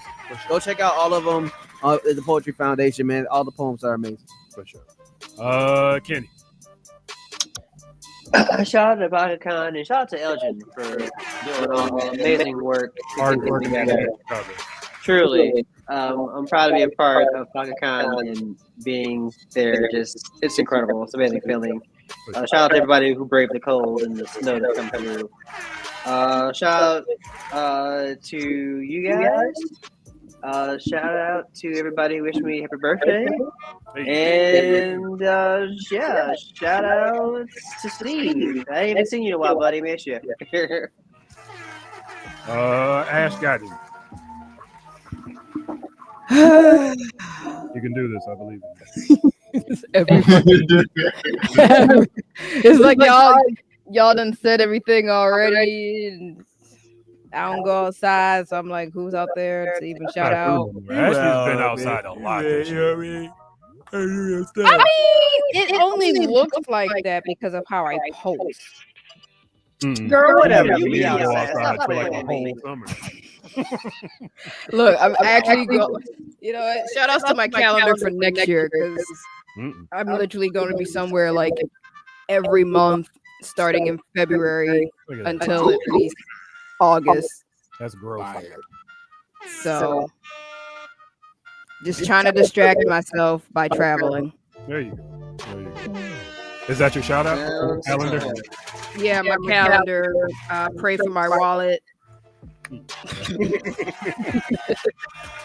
Darren. Shout out to everybody here. Shout out especially to the birthday people. Hey. 1 foot in the grave. Joke's on you, nigga. I'm already there. Damn, that's all right. That took all the wind out of the sails of that. I don't even feel good. Movie. Good.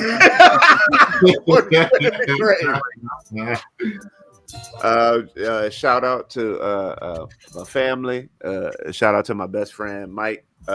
He's not my best friend. That's not true. Shout out to going down real dark rabbit holes. If you want to go down a real dark rabbit hole, look up the Voynich papers. No, I'm good. I don't want to. Papers. No one knows who made them. No one knows what language is written on it. There shows documents of solar systems that are not part of our solar system. Tight. Found around the 1400s. So fall down. You ain't got to fall down that rabbit hole. Go find a rabbit hole to fall down. Go have some fun. Geekster the Super Nerd. I'll definitely say shout out to Archie Carter. Shout out to us as the Lunchtable owners. Definitely shout out to you all at Blurddot Radio. It's always a blast. Once again, shout out to the University of Phoenix. For sure. Also, shout out to Henry Turner Jr. I'll actually be able to perform. And last but not least, shout out to Apple E&J. The E and the J. Yeah. Yes. Thank you. Last but not least, the Archie Carter. So I want to shout out, man, y'all as a label, a crew, and as an establishment. I want to shout out everybody living life on their own terms. For sure. You know, you get one of these, live it, and something I stopped doing a few years ago, and it really made a difference in my life and my career. Shout out to everybody that has stopped making themselves small to fit in places they don't belong. Absolutely. And that's it. And all the loners around the world, you can sit with us. That's why we do this. So shout out to y'all, man. You've been watching Blurddot Radio, BLURDDOT RADIO. Join us next week, 7:30 until question marks. Until then, love, peace, hair grease. Go read a book. We're gonna go out on this.